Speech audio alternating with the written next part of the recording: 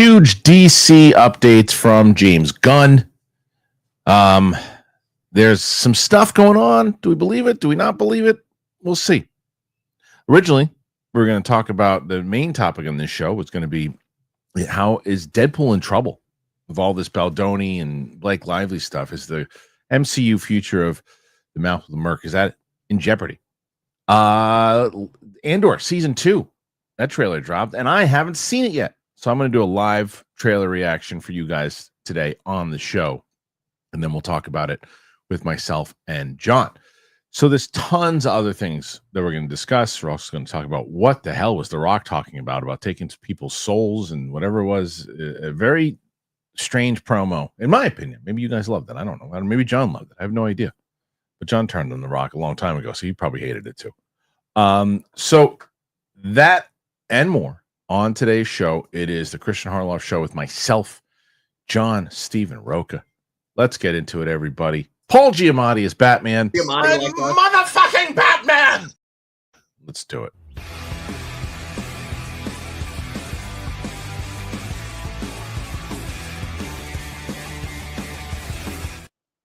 Welcome back to the Kristian Harloff Show. New time, 11 a.m.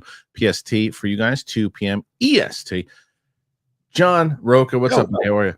What's going on, everybody? Woo! What a morning! What a morning! A lot of stuff going on. It's true. Like I took the first, of course, the day that I was here. I got here in the morning. I put videos up. I didn't need to do. There's no news that was breaking or anything, and I left for about an hour and a half or so from the office, and then all hell breaks loose. Tons of stuff went down. Yeah. So we'll discuss all that stuff. The box office. We even talk about the big drop on Captain America. Bigger drop than I think that you and I were expecting it to have. Yes, I guess. Yeah. Fine, So, you want to talk about it? Fine. So we'll talk about that. Yeah, man, a bunch of other things. We went into the city yesterday. I saw Aladdin on Broadway. Took the Nice. took the family in to see it. It was nice, man. It was a nice little experience. And What do you think of the genie? Do you like the genie? The guy playing he the was genie? great. Okay. He was great. That's Why? the linchpin of the show. You got to get the genie right. He was the best part of the show, and it was the energy. The energy of that guy was great. And it's just a Broadway thing. It's nothing against the actors. They got rid of Abu. I love Abu. Oh no. Yeah, instead of the monkey, it's 3 friends, which is fine, I guess. But like the ones that stole the show was the genie, obviously. The actor that played Yago, because it wasn't a bird, just like a little sidekick.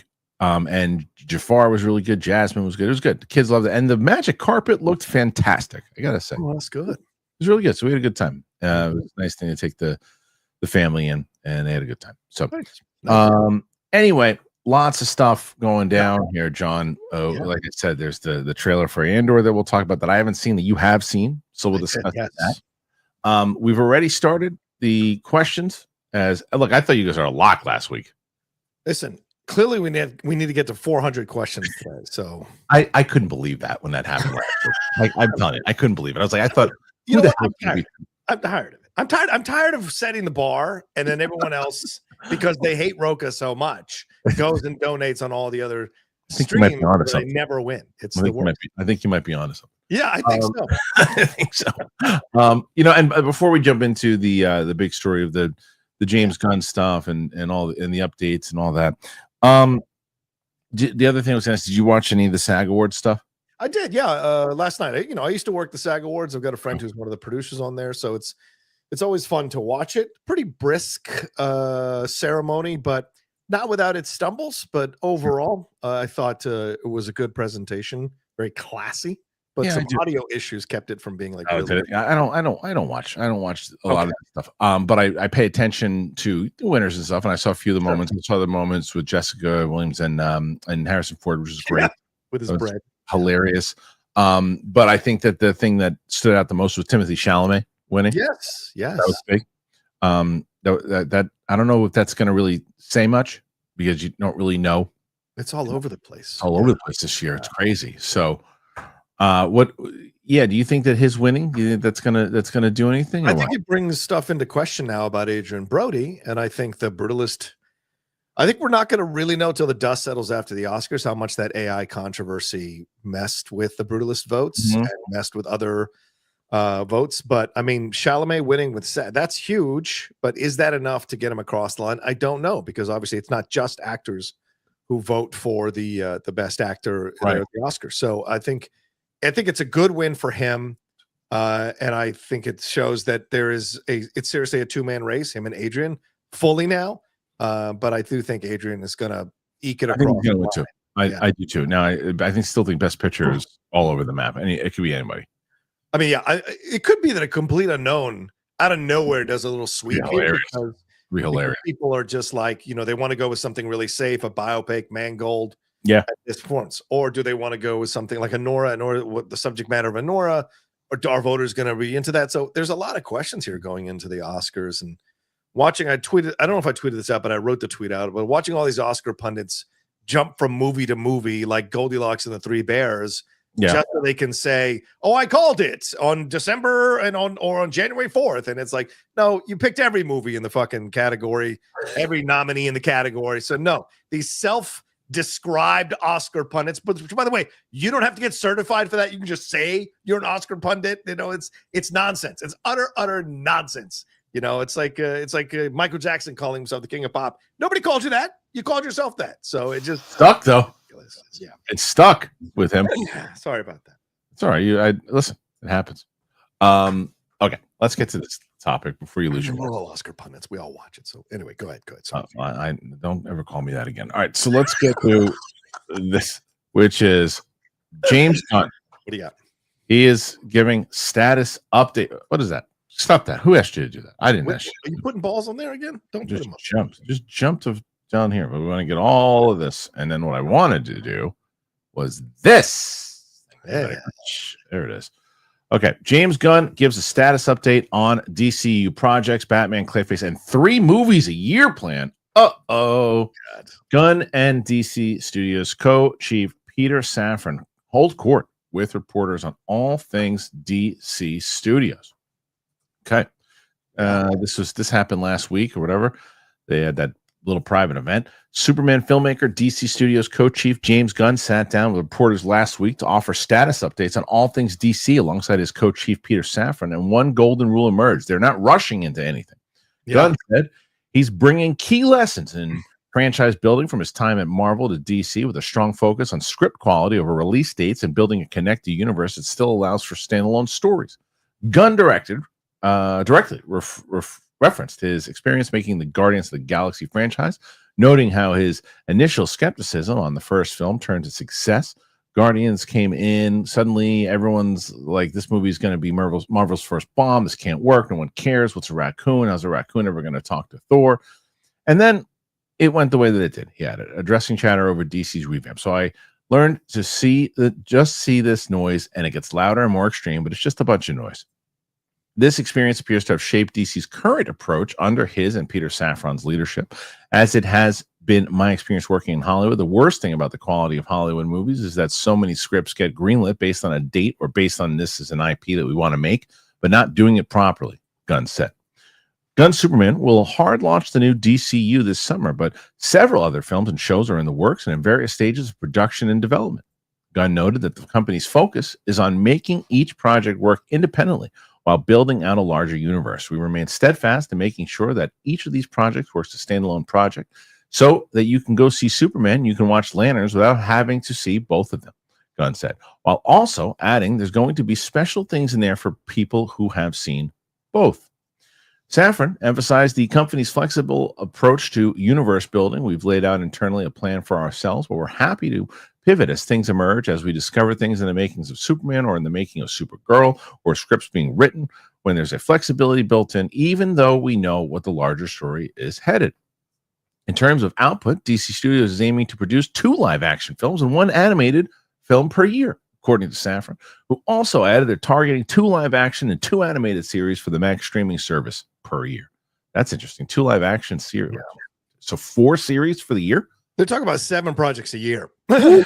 Holy moly. Their strategy also extends to how they select projects, with some unexpected additions coming from strong creative pitches. On the upcoming Clayface movie, Gunn said Clayface is the crazy one because we had no plans on making a Clayface movie. Mike Flanagan came in, he pitched the Clayface movie. It was great. So he turned in the script, and it's one of the best scripts that we've read from the whole time.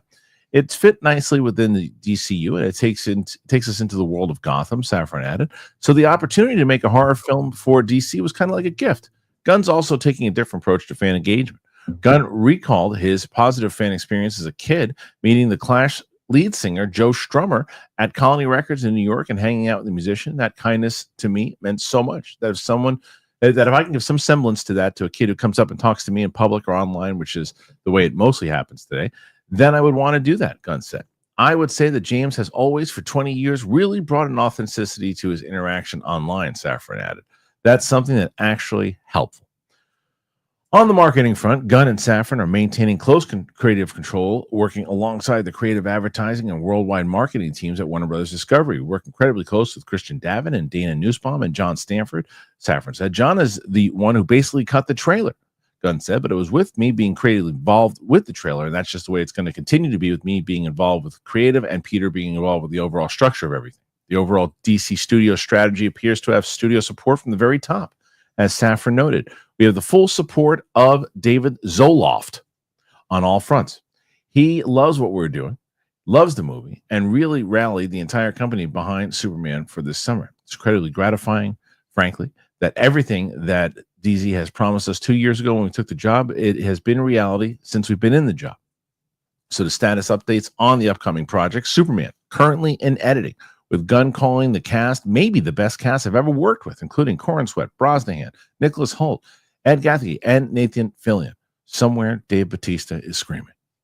Supergirl. We're now halfway through the production on Supergirl, Gunn said, of the Greg Gillespie directed film based on the Woman of Tomorrow comics with a script from Anna Noguera that the studio loved immediately. Peacemaker Season 2. Recently wrapped filming. According to Safran, it's going to debut in late August. Clayface. Cameras are going to roll this summer, with James Watkins currently in negotiations to direct. Safran described it as an amazing body horror film that reveals a compelling origin of classic Batman villain. He added, Clayface is not as widely known as Penguin or Joker, but we think his storyline is equally resonant and thrilling and, frankly, even more terrifying. The Brave and the Bold. Here we go. There we go. In active development, with the script currently being written. While Gunn didn't name the writer, he said, I'm working very closely with the writer on The Brave and the Bold. The script is really good so far. That's quiet. The Batman Part 2. Matt Reeves hasn't turned in a full script yet, but what they've read is incredibly encouraging, according to Safran. He also added it is very unlikely that Pattinson will become the DCU Batman, shooting down the rumors once and for all. Wow. The DCU Batman. The plan is still to introduce him in The Brave and the Bold, but he could make an appearance in another DC Studios project. Clayface. What's a Clayface? I wouldn't rule anything out, Gunn said. He could show up in something else. Swamp Thing. Obviously, James Mangold went off to make a wonderful other film, and so the ball is really in his court now. Ooh, that's interesting. Wow. What an interesting, so don't count on Swamp Thing anytime soon with that answer. Dynamic duo in pre-production, described by Safran as a coming-of-age crowd pleaser being produced with Warner Brothers Animation, written by Matt Aldridge and The Authority. Development on the project has slowed as other projects took priority. Gunn said out of all the projects we had, everything is still 100% fully on track. The one that kind of got messed up with all the other good things that happened is The Authority, and the script has also had a harder time coming along, so that's been part of it as well. Okay, so that's pretty much everything that's in there. I think you said there was a couple other things. What did you say he said about Muschietti? So what they say is that, well, we're still in active development on the script, and once we finish the script, then we'll show it to Andy, and then we'll see who's going to direct this thing. I've been telling you guys for months that he's been off this thing. He's off this thing. And they are doing the Hollywood thing of like slowly weaning the public off the idea that Andy Muschietti is going to do this movie. He's not going to do this movie. So people have been going nuts at me. People in their mom's basements yelling at me on YouTube like, you don't know what you're talking about. I know from here in my mom's basement what's really going on. And so it's just been ridiculous. But it seems pretty clear that he is not going to do Brave and the Bold. And I think they're doing all the things that they're going to do to kind of move it. There was, Andy didn't like the script. They're going to give him like an out so it doesn't look like they walked away from him right after Flash, because they totally did, you know?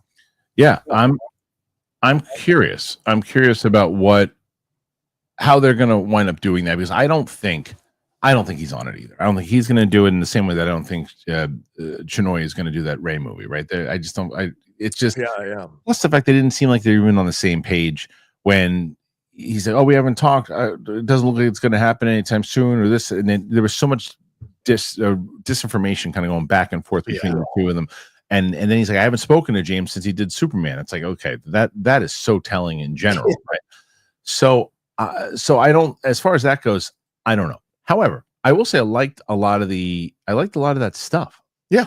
I like what they were saying. I like how they approach it, and I like what he said about the fan stuff. I like what he said about in general what they're looking to do with this, and how they want to go quality over anything else, which is what you want to hear people saying for sure. I like the idea that they said, look, we didn't even have an idea to do Clayface, but there was a good pitch that came in for it. It fit into what we were doing.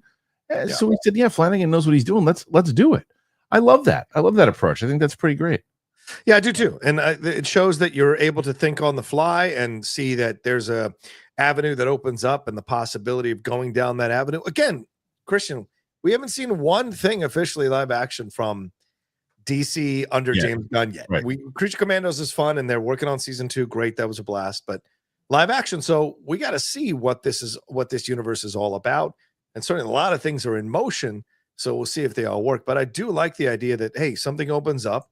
They're willing to explore more of it, and they find the right people to get on top of it, like Mike Flanagan. So it's an interesting situation. No mention of Sergeant Rock, though, is really interesting after Daniel Craig left the project. So that's a curious thing to leave out. But I like that they confirmed that Pattinson will not be their Batman, so we can apparently put that to rest, much to Jeff's chagrin on the hot mic. So we will see.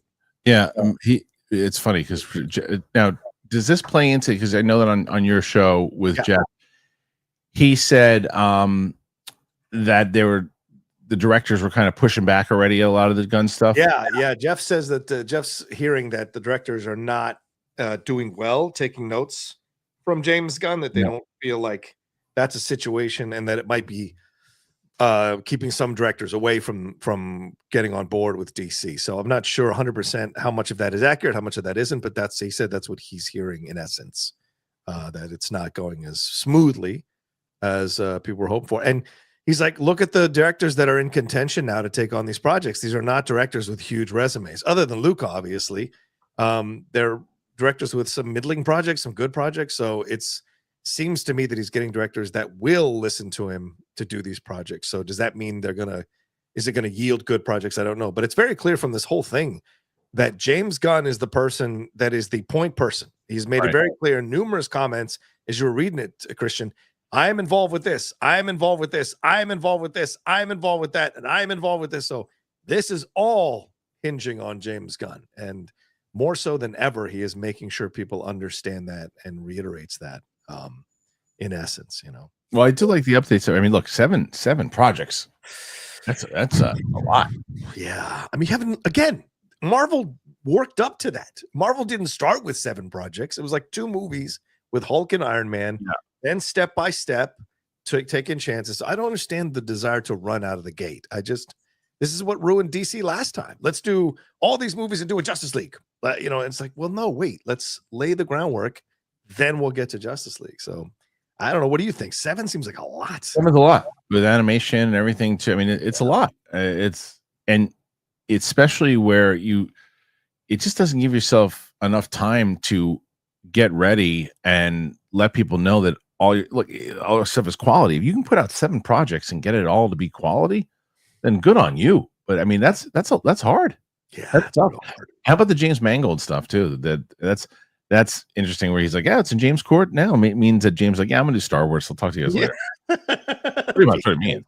These guys. Yeah, and that's fine. I mean, and they said as much. Like, okay, fine. And we don't need to do Swamp Thing. It's like one of the main things. We don't need to do that right now. But I think that the Batman stuff is telling, and then look, they give you a definitive. It doesn't look like Pattinson's going to be the DCU Batman now. They're saying it very clearly. It's not. Yes, that's what it looks like. Now, the other question, what they didn't bring up was Sergeant Rock, but this is from Superhero Hype. It says Sergeant Rocket's filming window. Okay. Daniel Craig was never attached to the DCU movie. Reports of Daniel Craig exiting Sergeant Rock has been exaggerated, revealed DC Studios co-CEO James Gunn and Safran during a recent media event. Last week, it was reported that Craig had dropped out of starring in Sergeant Rock as the title character. Now, while speaking to journalists, Gunn and Safran shared that Craig was never attached to the role. In fact, Safran revealed they had never met with Daniel, adding that he was just an idea. Sergeant Rock was first announced in November of 2024. Luca Guadagnino is set to direct the World War II movie from a screenplay from Justin Kirkitz, who scripted. How do you pronounce that? Which one? Luca's last name, is it Guadagnino? Okay. Well, what we loved about Sergeant Rock is the opportunity to tell a full story about heroism and conflict in compelling and unique way. Justin really wrote a wonderful screenplay, and that's what captured that project to the forefront. When could it start filming? If the right actor can be found, Sergeant Rock could begin shooting this summer. The Clayface movie is expected to begin filming around that time, meaning the DC's Universe third and fourth movies could be in production when the franchise first movie, Superman, hits in late July. Gunn and Safran didn't discuss who else was being eyed for Sergeant Rock, and insider Jeff Schneider shared last week that the Bear star Jeremy Allen White currently holds the offer for Sergeant Rock. However, while this schedule will seemingly be open to shoot Sergeant Rock, Snyder noted that White is asking for too much money to star in the DCU movie, which could lead DCU to start someone else in the role. Sergeant Rock will reportedly have a budget around 40, making one of the studio's cheaper productions.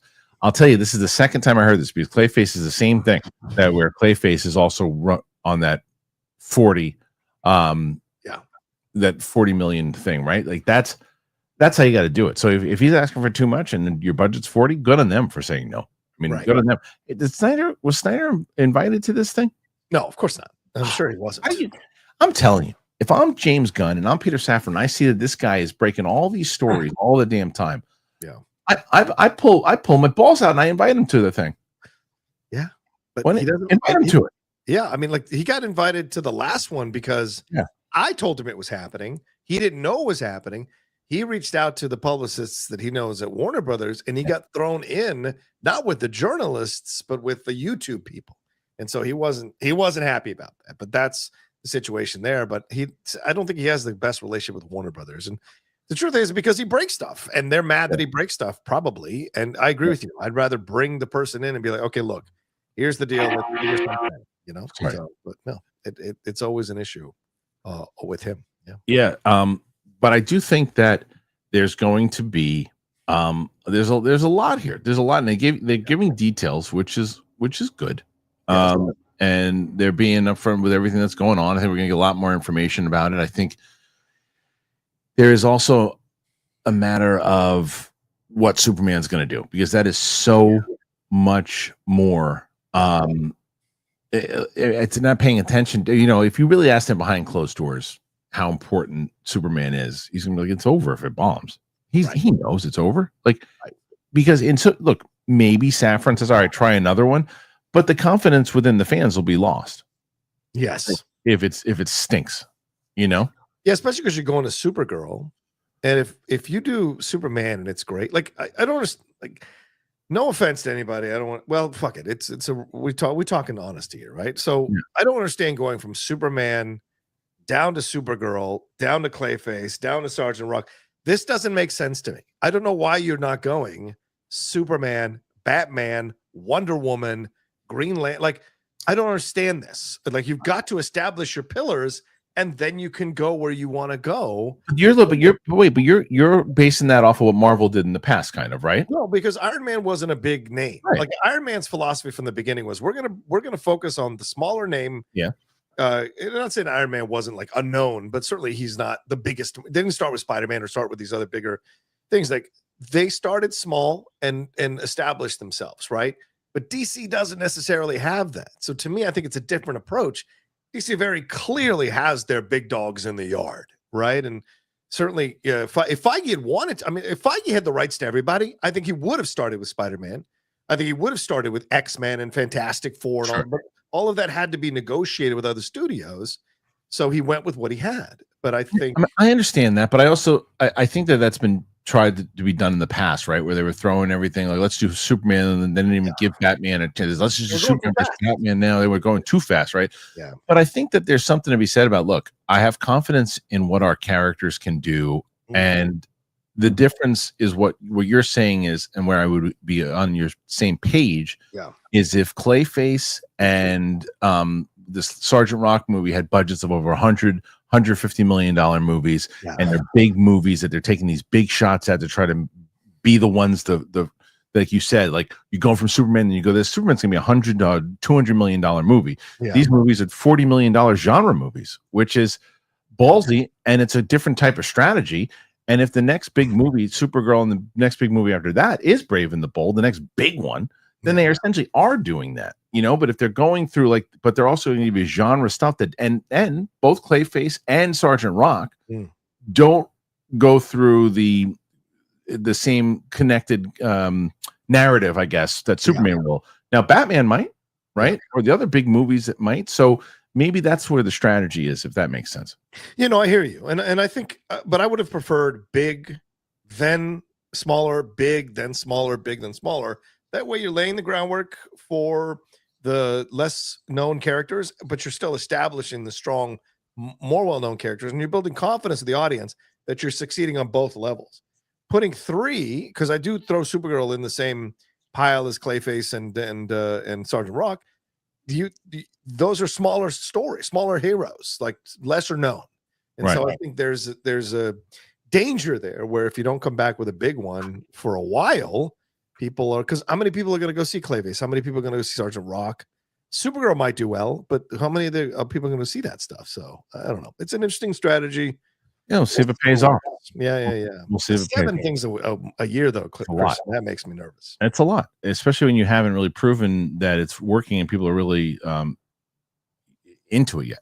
I mean, he said quality, right? But it looks like there's going to be a lot of quantity that comes with it. So maybe it's a mixture of both. That's what they're trying to do. So we'll see. What say you guys? Put your thoughts in there. Let us know what you're thinking. Is this a good move? Is this a bad move? Do you like the announcement in general? What say you? Put your thoughts in there. Let me know. All right. Before we move on to our next topic, because we got a bunch of them, let's get to our great friends over at both Mando. Hey, Mando, and Robin Hood. Let's get into it. I was having a conversation with a buddy of mine. Went on a first date the other day, and I said, hey, I understand you got to get all ready. You got to get all spruced up. And I'm telling you, what you really need to do, whether you're getting a new haircut, whether you're cleaning your car, you just the nerves start kicking in. Well, one of the things you want to make sure you have taken care of, you don't want to smell like an animal. And that's why you have to use Mando. It's the best. For me, Mando, look, I've been married for over 15 years, and I still making sure that my wife is pleased. When she goes, what's that? She can tell it's Mando. Yeah, I'm confident. I like the spray, and it's not just for your pits. It's for everything. It could be for your thigh folds, your belly buttons, your butt crack, even your feet. It was created by a doctor who saw firsthand how normal BO was being misdiagnosed and mistreated. It's clinically proven to block odor all day and control odor for up to 72 hours. It's the best. And all products are baking soda free, paraben free. They are amazing. You can choose from a fresh scent, whether it's bourbon leather, clover woods, Mount Fuji, or Pro Sport. I like the Pro Sport one too. I know that Winston's a big fan of the bourbon leather. So if you want to try America's #1 whole body deodorant formula right now, you can find them at Walmart, Target, other retailers across the country. For the best deals, you got to go to shopmando.com. Mando's starter pack, it's perfect for new customers. It comes with a solid stick deodorant. It's got a cream tube deodorant, 2 free products of your choice like mini body wash, deodorant wipes, and free shipping. Everyone loves free shipping. As a special offer for our listeners, new customers will get $5 off a starter pack with our exclusive code. That equates to over 40% off your starter pack, but you got to use that code Kristian at shopmando.com, shopmando.com. Please support our show, and you got to tell them that we sent you. When you sign up, tell them that we sent you. Smell fresher, stay drier, boost your confidence from head to toe with Mando. Hey, Mando. Robinhood Gold. With Robinhood Gold, you can now enjoy the VIP treatment, receiving a 3% IRA match on retirement contributions. The privileges of the very privileged are no longer exclusive. With Robinhood Gold, your annual IRA contributions are boosted by 3%. Plus, you also get 4% APY on your cash in non-retirement accounts. That's over 8 times the national savings average. The perks of the high net worth are now available for any net worth. The new gold standard is here with Robinhood Gold. To receive your 3% boost on annual IRA contributions, sign up at robinhood.com/gold. Investing involves risk. Rate subject to change. 3% match requires Robinhood Gold at $5 a month for 1 year from first match. Must keep funds in IRA for 5 years. Go to Robinhood.com/boost. Over 8 times the national average savings account. Interest rate claim is based on data from the FDIC as of November 18th, 2024. Robinhood Financial LLC, member SIPC. Gold membership is offered by Robinhood Gold LLC. All right, thank you to both Mando and Robinhood Gold. I thank you guys for every time you do sign up and you let them know that you found us, you found them from us. You get yourself something great. You help out the show tremendously. So I thank you. All right, John, you know what I'm going to do here is I know you've already seen the Andor Go ahead. trailer. I'm going to do a full reaction to this now, a live reaction. I haven't done that yet on the channel, so I'm going to do that. I'm going to do a full reaction of Andor. Do I step it out? I'll put you. Yeah, I'll put you over here for now, and then I'll do this. Let's see if I have. Great. Yeah, we'll do that. That works. All right. Let's get to the trailer for Andor. This is season 2, the highly anticipated second season of Andor. Diego Luna is back. I'm going to watch this, and then we'll talk about it afterwards. Here it is. Nice rock music. We're in a war. You want to fight? Or you want to win? Oh shit, look at that. Nice moves. Nice. Oh, Saw coming back in hot. Let the world turn around. All I hope to come to me. He's the best. The revolution starts. It's interesting music. I don't know if I like it. I don't think I like the music. I want to throw a party this Yes. Had to bring him back. Wonderful. They're really building up the award stuff there, huh? That was wow. I don't like the music at all. I hate the music.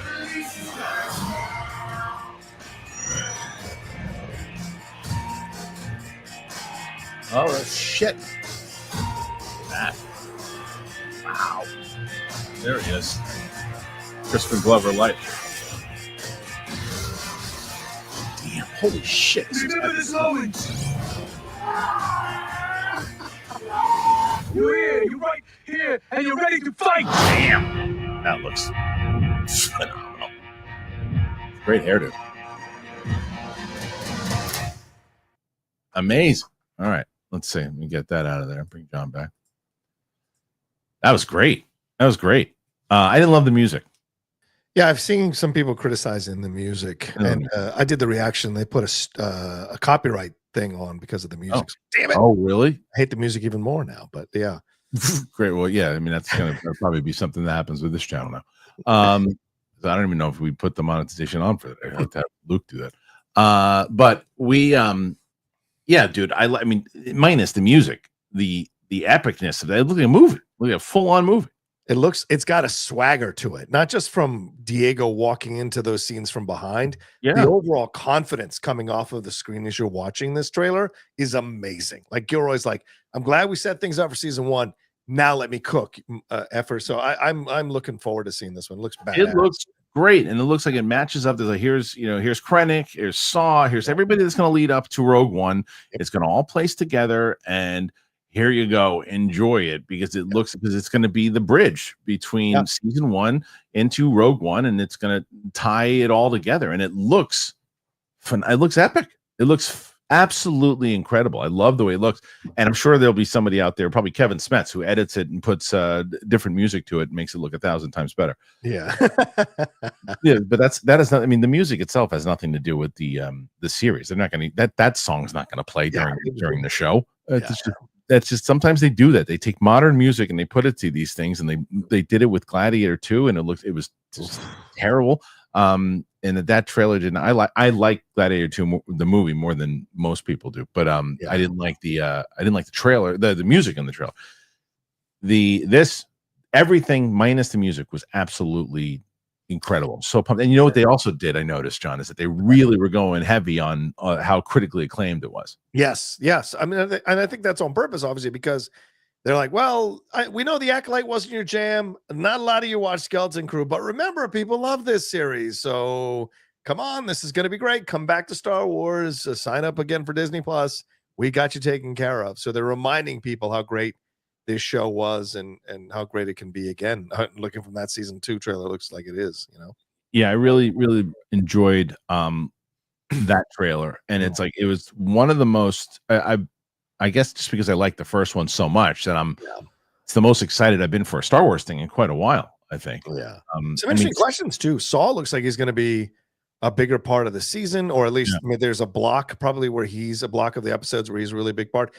The Mon Mothma dancing around. What is all of that? Like, what is that ritual that they're doing there? So questions abound about her role in this.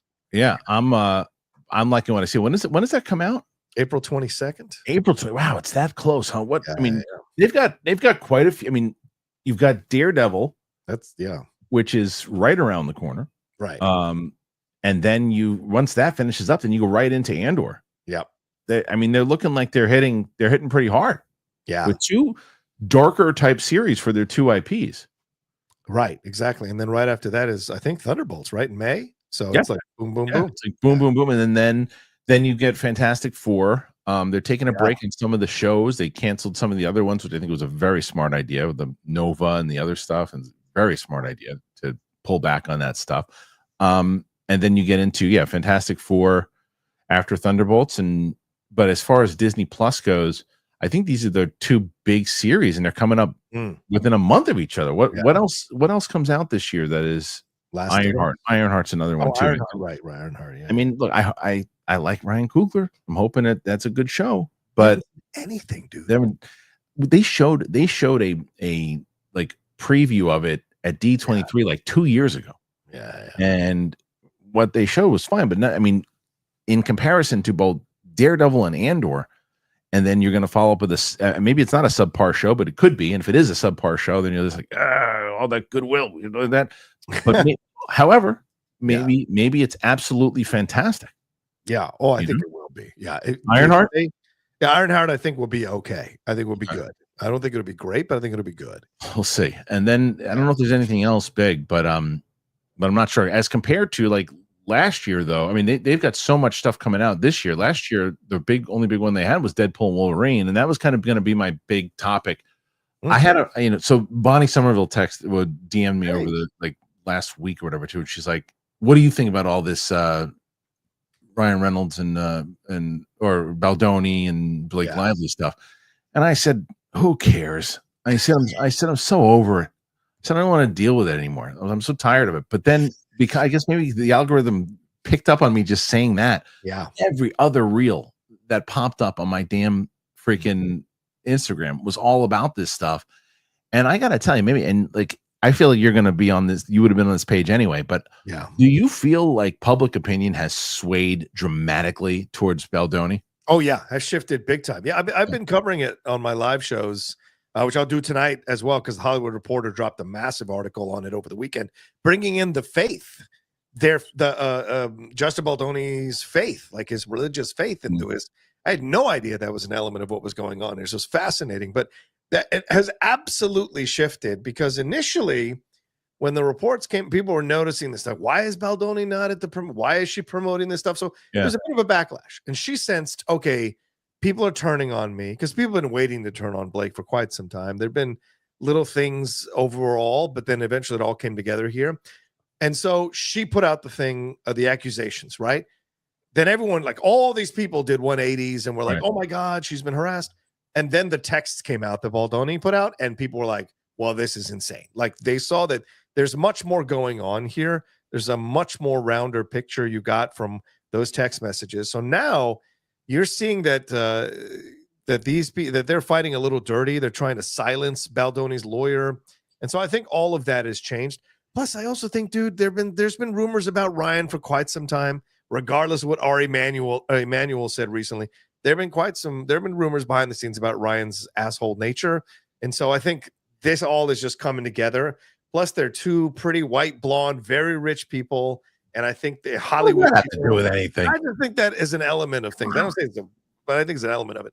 They radiate the high school quarterback and the prom queen. They radiate that thing, and I think a lot of people have a natural like negative energy towards that, and so it's become that. So it's an interesting situation. And look, I'm not saying Baldoni's a saint, by the way. No, I know, but it is crazy how much it shifted because like when it first time and like there doesn't seem like a lot of people that are coming out to their defense, and like the Saturday Night Live thing didn't do any justice for it.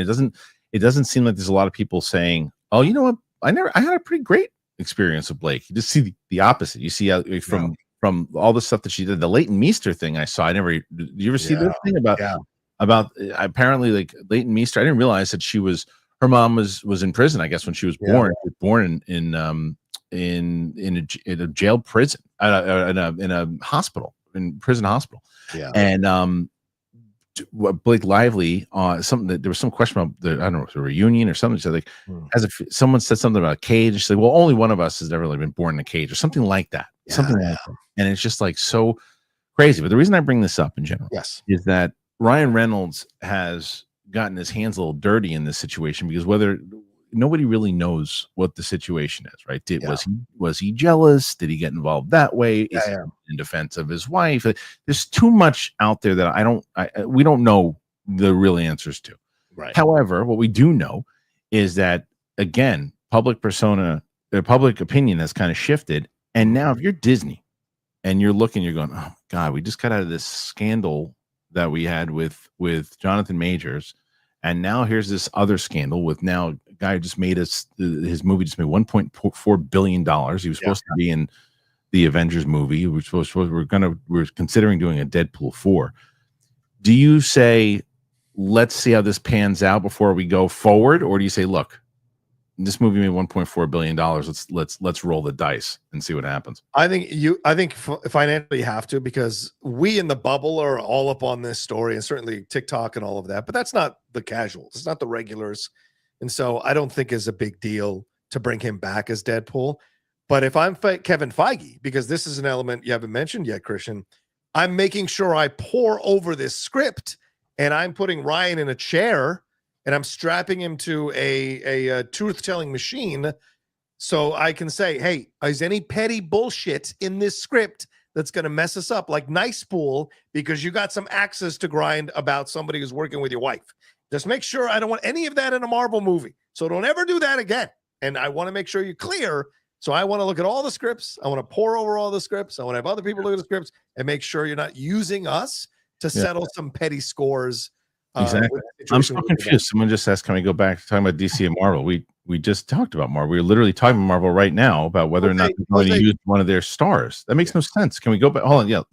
I'll go back to what I'm just going to say. The last sentence we said is Marvel, which would go into keep talking about. Can you talk about DC or Marvel again?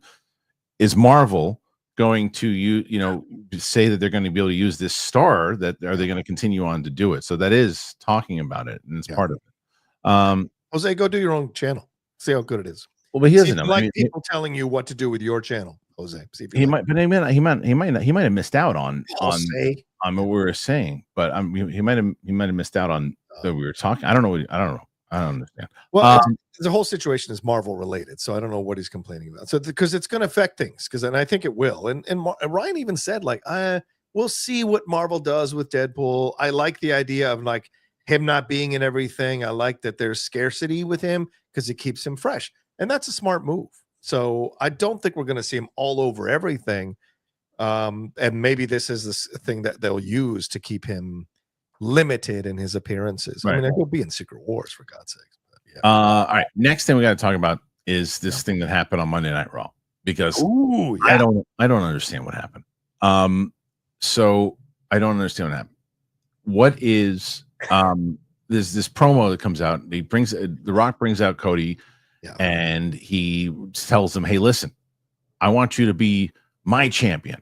And I feel like he repeated the same bits like 15 times in a row. Yeah. And we finally got to it, and by the end of it, he's like, "But you have to make your decision, not now, some other time." And I was like, I don't even know what he asked. What did he ask? He said, "I want your soul." So what are you asking him to be a bad guy? Like, because that was the other thing. The entire Rock's promo, for the most of it, was a babyface promo, And then he's like, "Oh, I need to show that I'm a bad guy." So he insulted New Orleans. He insulted them and called them whatever he called them, and they booed him for a second. And then it was weird. It was a weird promo, wasn't it? Yes, it was 18 minutes. So that's the first start. That's way unnecessary. I see people going, "It's just Vince and Stone Cold." Vince and Stone Cold didn't take 18 minutes to do their stuff. All right, this is ridiculous. And he was, as you said, repeating himself, stumbling, It was rambling. To me, this is what happens when you try to be both. You can't be a wrestler and the CEO. Like it's on the board. I think there's a distance that develops, and it just doesn't quite work, right? And we saw Vince do it, but Vince was one of the boys from the beginning, right? The Rock being a director and also doing movies and animated stuff and producing things with $7. Oh, and I'm going to come back and be a wrestler. And I get it. Look, hardest working man in showbiz. I love The Rock. He's an inspiration. But none of these promos since he came back have been that strong. And he seems lost half the time. And to me, this felt like a prison promo. And by that, I mean, he's basically telling Cody Rhodes that he wants him to be his prison B. And I think that's what he essentially said. I want your soul. I don't want the belt. I want your soul. Where is that coming from? There's been no buildup for him to it whatsoever at all. Yeah. The rumor is also that, it's like WWE wasn't even planning on The Rock at all. And they decided he wanted to come back. So that's part one. Part one is that. The other thing is, if you notice, like they're having a problem selling out WrestleMania. You saw that report, and they were started to point it towards. Look, everyone was like, "Yeah, good for Jey Uso, good for Jey Uso that he got his push. Good, I mean, good, great." But who the hell wants to see Jey Uso versus Gunther again for the title? It's like it's not the guy's not a main. He's not a star. I'm telling you, he's not a main eventer. I should say, star is not fair, but he's not a main eventer. And a lot of these matches that they had, and then what are they going to do with? Please don't have a triple threat between Seth Rollins, Roman Reigns, and CM Punk. Please don't do that. That sounds like where they're headed. PU. Do you want Rock versus Cody like that? I don't. No, I want CM Punk versus Cody, Rock versus Roman. That's a much better thing. Yeah. I don't know where it's going. It seems odd. And I agree with you. He's inserting himself yet again. It's like they learned none of the lessons from last year when he tried to insert himself and messed up the whole program. He's doing it again, and it's ego. And because people who depend on The Rock so much and make so much money off The Rock, they're in his ears going, you're amazing. You're the greatest. You should be doing this. Total. That was a great promo, champ. Great promo, champ. You totally got there. No one's telling The Rock no now because he's so rich. He's not listening to anybody who's telling him not to do certain things.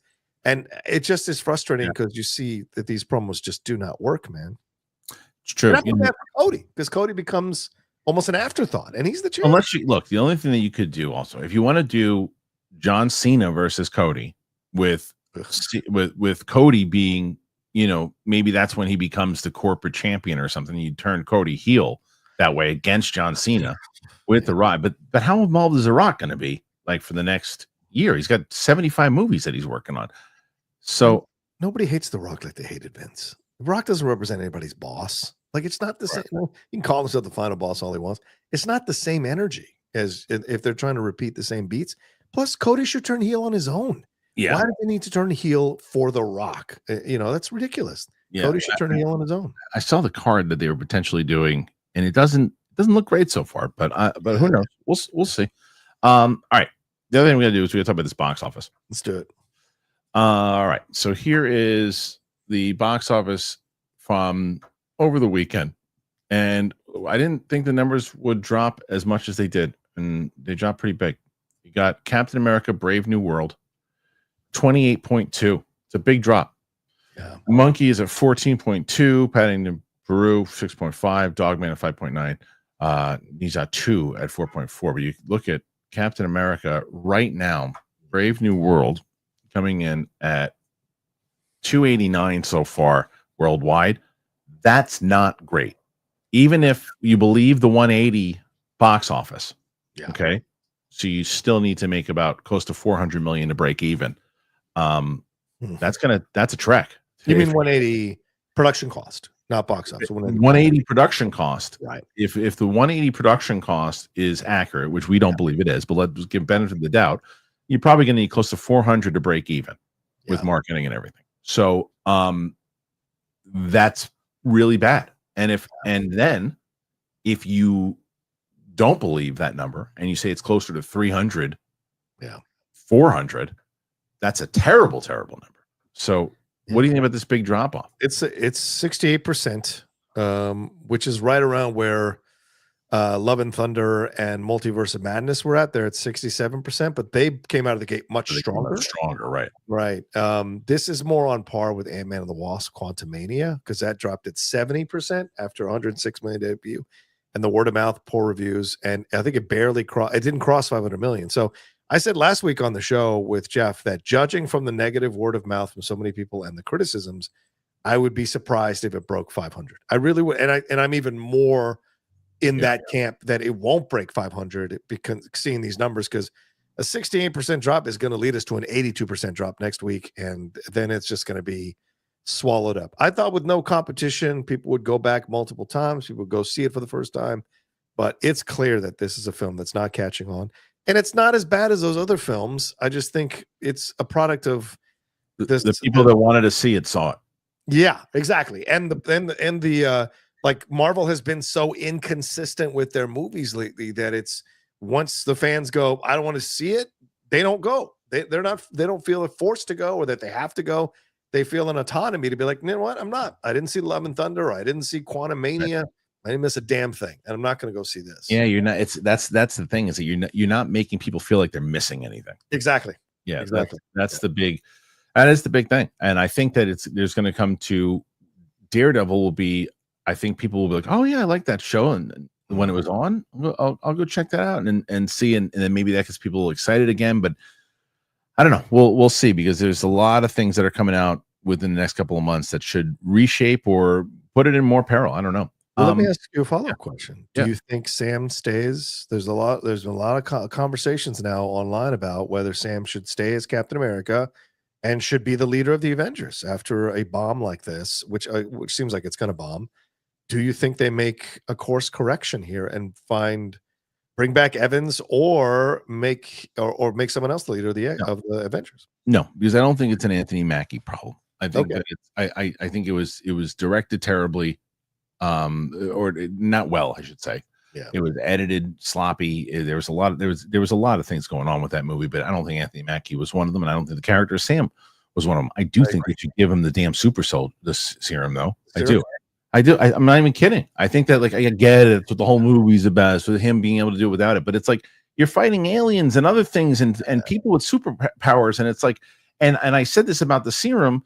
The point of the serum wasn't like, oh, you needed it to be in order to be good. No, remember what Stanley Tucci told Steve? Yeah. It makes a good man great. Yeah. Right. It makes a bad man worse. Sam is a good man. It'll make him great. Right. Give it to him. So that's what I kind of hope that they would do, but they're not going to do that. They're not going to give him heels. So you know what I did watch, though, and I binged it over the course of like 2 days with my daughter. I finished up Cobra Kai. Nice. Did you finish it? No, please. I haven't even. No. It was great, dude. Yeah. Yeah. Okay. I sent a message. I sent a message to the guys last night after I finished watching it, and it's just such a great ending to. They knew exactly what it was. They leaned into it. When you talk about wrestling, I mean, it's got a lot of wrestling moments. There's some great arcs. It stays as ridiculous as it's been going. You know, there's some ridiculous things and things that people should either be arrested for, or they should all be in jail. Everyone. The fact that karate is like bigger than football, and but they lean into it, you know, and the last 2 episodes are fantastic. They're fantastic. Okay. So I really enjoyed it a lot, and I thought the ending was spectacular. The last episode was spectacular, and it really you could just tell it. I said to my wife afterwards, I was like, the reason I had to reach out and I wanted to DM the guys is because it was like, it's just such an accomplishment to pull off 6 seasons of television, and to do it in a way that you can tell you're still passionate about it, and that you care about the characters, and where there was a little bit, as you said, like the first couple seasons, everybody couldn't miss it. Right. And then when you get to that many seasons, it's like, okay, I get it. But then you hope that they deliver big, because if I'm sitting here to you going, it was fine, they should have just ended it years ago, you probably wouldn't be inclined to watch it. Right. But the reason why I jumped back on it is because from what I was already about midway through this season, but I was kind of dragging my feet, not because I didn't like it, just because like, okay, I'll get to it and then it's going to end and whatever. But then everyone's like, Makuga had texted me. He's like, you saw the ending, right? I'm like, no, I haven't watched it. He's like, what? You got to see it. And then all these people tell me how great it was. And I was like, I was so glad that I watched it because I really, really enjoyed watching it. I chose that instead of watching the most recent episode of Severance. So, but I dug it. I dug it. All right, I'll get on it. You should check it out. I think you'll enjoy it. Okay, so I think that's the majority of everything here. Okay. Is there anything that's coming out? No, I think those are the big stories right now. So we'll get into the questions because John's trying to get himself to the number this week to beat everybody else. But before we get to that, I will tell you real quick. I don't know if you guys know, but if you don't, you should. And that, of course, is our friends over at NordVPN. If you don't know NordVPN is a great experience for me. What I've been using it now for quite a bit. And the best part about it is if you're watching sports, if you're watching TV shows, if you're watching films that aren't available in your region, by switching your virtual location to a country which is showing the event, you can protect your private data like bank details, passwords, online identity. NordVPN, it switches your virtual location, allowing you to save money by purchasing flights, hotels, subscriptions from other countries at a cheaper price. So it is the fastest VPN in the world. There's no buffering, there's no lagging while streaming, and it stops your ISP bandwidth throttling. It's really great. The good part about NordVPN is it can be used, the account can be used up to 10 devices, which is great. Now, if you want to get the best discount off your NordVPN plan, you go to nordvpn.com/KH show, and our link will also give you 4 extra months on the 2-year plan. There's no risk with Nord's 30-day money-back guarantee. The link is in the podcast episode description. So that's it. So make sure you check out NordVPN. All right, John, you ready to do this? Yeah, I love it. I'm a big fan. I have NordVPN. Just to underline it, we love to watch stuff from the UK, from Australia, from other places. NordVPN, so smooth. It updates quickly too to get you on board, and then you're watching stuff. Literally, it takes a couple of minutes, and you're locked in. They lock into whatever country you want to watch stuff from, like within seconds. And as long as you've got everything set up for yourself to watch that content, you are good to go. So highly recommend NordVPN. It's the best. Yeah. Simon Section. Kristian. Correct. Oh, before I even do that, John. Yes. Tell us what you got going on your channel, my friend. Hey, it's the Outlaw Nation.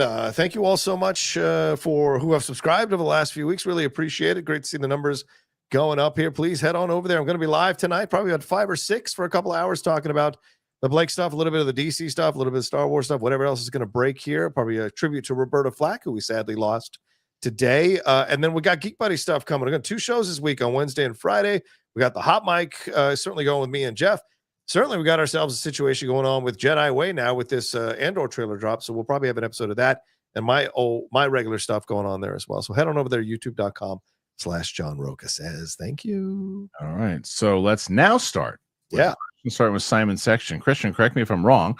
But didn't you say that you and Sam's reaction to Sam Raimi's Spider-Man was premiering last Saturday? I had my single guy taco breakfast ready to digest and watch along, but you burst my bubble. No.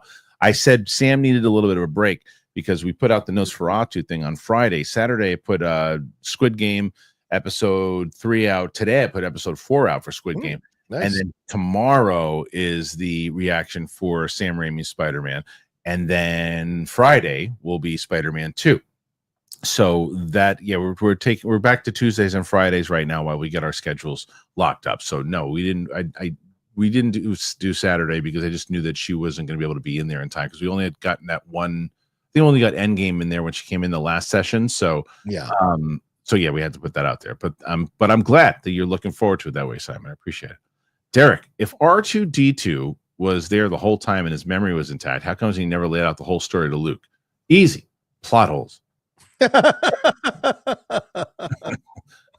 tons of those.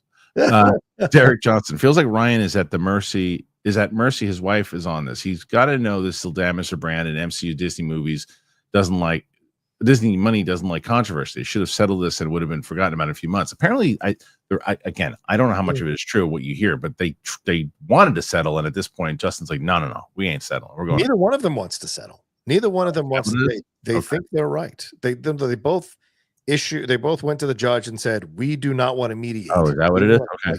Yeah. So it's gonna be ugly. It is, because they're going to reveal text messages, emails. I don't think this goes to, it's supposed to go to trial next year. I don't think it's going to happen. I think eventually they're going to settle, but they want to all posture and puff their chests out for a bit. So that's what we got. Yeah, it's going to get ugly. All right, let's see. Support there from Derek. Thank you, Derek. Jose Diaz.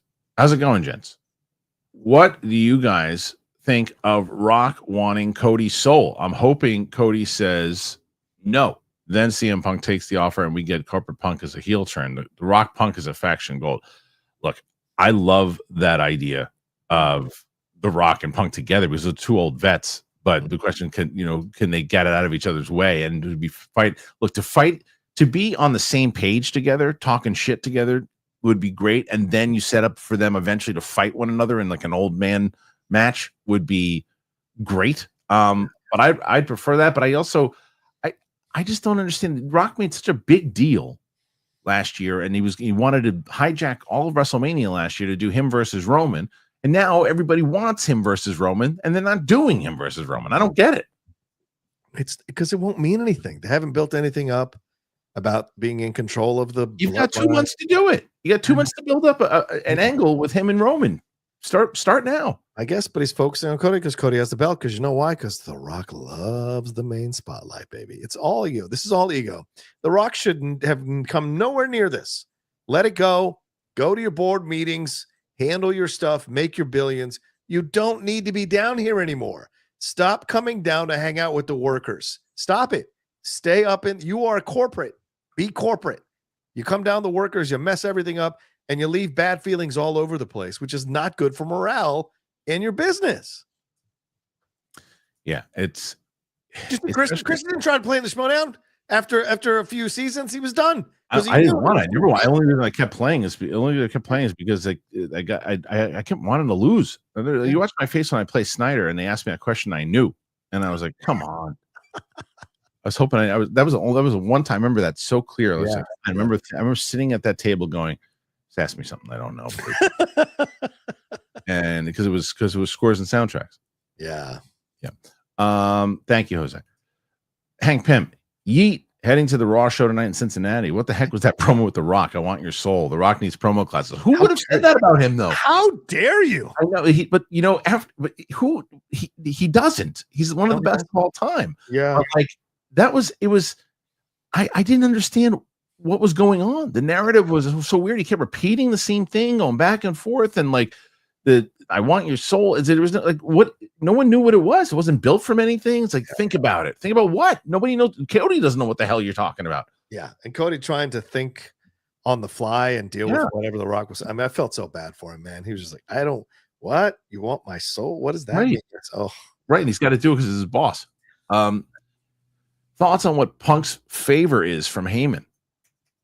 Hank Pym. I know you think that Punk, you think Heyman will wind up managing him during WrestleMania? If they do the triple threat, it'll be Heyman sabotaging Roman to help Punk. I think that would be what it would be. Okay. Yeah. I mean, then you take that angle further with Punk, but I mean, it's just my problem with if Punk was 38 years old, yeah, then I'd say sure, then do this all day long. Who cares? Right. I mean, knock on wood. He came back from his injury and hasn't been hurt since. Right. But that could change tomorrow. Mm-hmm. And if he loses out on the main event and WrestleMania again on a main event, I don't know. I think him and Cody could be a great program. I really do. If you had to think on the fly, what if it's Roman who surrenders his soul, goes heel, goes with The Rock? Roman again, though? Heel again? He's just Punk versus Rollins again. Is that boring? Oh, Rollins, you're saying, not Roman. No, I'm saying Punk and Rollins now would set up a match between the two of them because that's heat's been going on for months. It just seems like And there's a you lot of move from repeating moment to matches that we've seen a million times over. I don't know. It doesn't seem there's nothing really too exciting right now. Okay. Nathan Drake, Andor season 2 trailer looks great, but that music took me out of it completely. Just a horrible choice. I thought it was a joke trailer at first. Yeah, it didn't fit. In the beginning, I was like, oh, that's interesting. And then with I just when lyrics and stuff of this, someone said it didn't seem like a Star Wars trailer. I don't agree with that because there was a lot of Star Wars in there for sure. But I can't disagree that you can start to kind of look around going, what am I watching? Because this music is so modern that it doesn't really feel Star Wars. Yeah. Good point. Sure. Sahida K, has both your personal views of Ryan turned negative? I think John always had a negative one of him. It's not, no, because I don't have all the facts yet.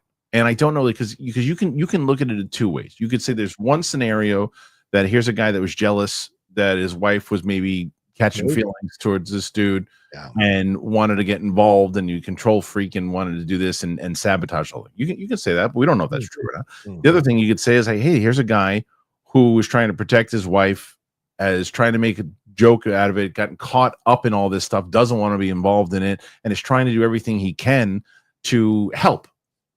Yeah. I don't know. I don't know what it is. So it hasn't hurt because that's the thing, is what I don't want to do is that you see all the, I still think public opinion has swayed in Justin Baldoni's favor.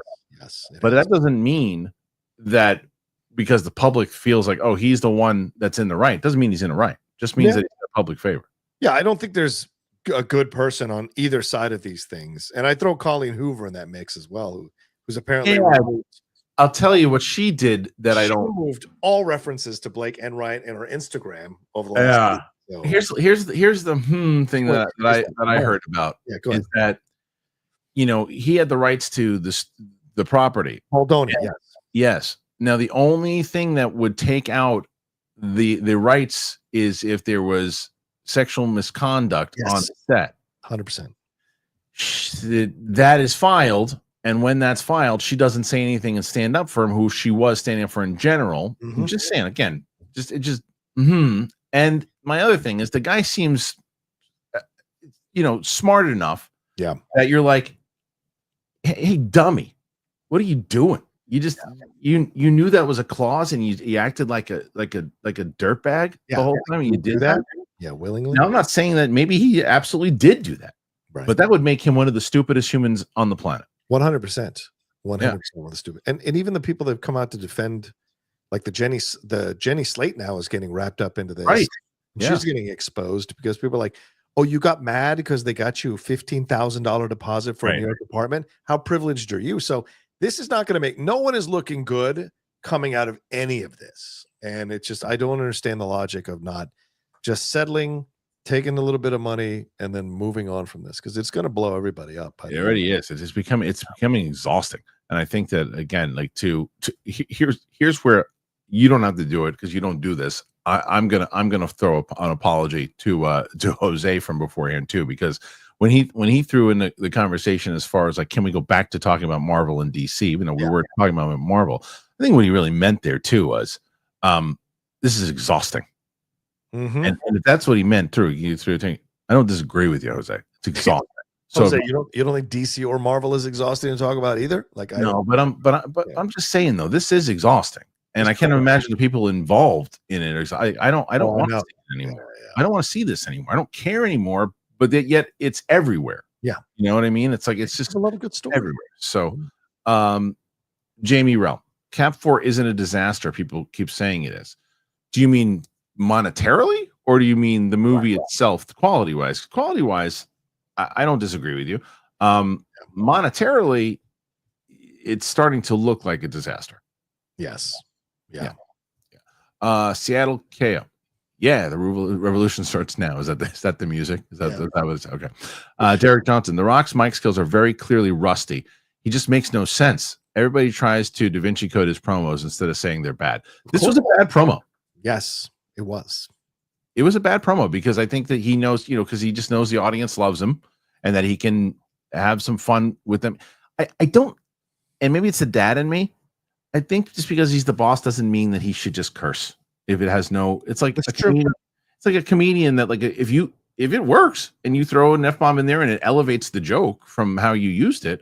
But if you're just throwing F-bombs out there because you can, yeah. Why? There was a kid in the front row when he was doing it, and I was like, are you doing Attitude Era type? I thought you guys were going back to PG stuff. Like, make up your mind, or just because you can do it, now nobody else can do it, and you're just throwing F-bombs out there because it's like, why are you doing that? He never needed it before. He was always great and never needed it before. It adds nothing to what he's doing. Literally nothing to what he's doing. And you're right to call him rusty, Derek. I feel the same way. Yeah, and all these people are like, "Oh, you don't get the promo. This is what he was really saying." It's like, no, we all get it, bud. You just don't want to admit that your hero is making mistakes because you just can't admit any of your heroes can make mistakes. And this is bad. This is bad. It wasn't good. Jamie Rell, guys, tell me more. Tell me more. Mike, are you gonna fix her? Tell me more. Tell me more. Dooby. I love it. Okay, next one. Doug Developer, looking forward to Conan. No one can rebound from a failed joke as well as he can. That's true. Surprisingly, another comedian who rebounds well is Carrot Top. Carrot Top is a lot better than people give him credit for. I make Carrot Top references all the time. He's rich. Carrot Top did very well for himself. Let's say that. But yeah, Conan doing the Oscars should be good. I mean, the guy's epitome of what a host should be. I agree. Yeah. Doug Developer, favorite CC roaster. No one tops Greg Giraldo. He's pretty good, but I'm gonna also. I mean, Jeff Ross. Jeff Ross is the guy. I like Jeselnik. Jeselnik is brutal. Oh yeah, he is. I don't know. He's just a little too cold for me. Yeah. Okay. He's a little too cold. Like Jeff Ross is like can be savage, but he still feels like you want to laugh with him when he's doing it. Yes. Good point. So you never really want to punch Jeff Ross. Ewok. Which UFO disclosure film are you more excited for? Well, I don't necessarily know anything about them yet. I like that David Grush is a consultant on the second one. Yeah, the Bruckheimer one. Yeah, on the Bruckheimer Kaczynski one, he's a consultant on it. And I think what I hope happens is that there are a lot of people who are just misinformed on this topic in general and think that it's still about people who are drinking moonshine behind the thing going, I think I saw something in the sky.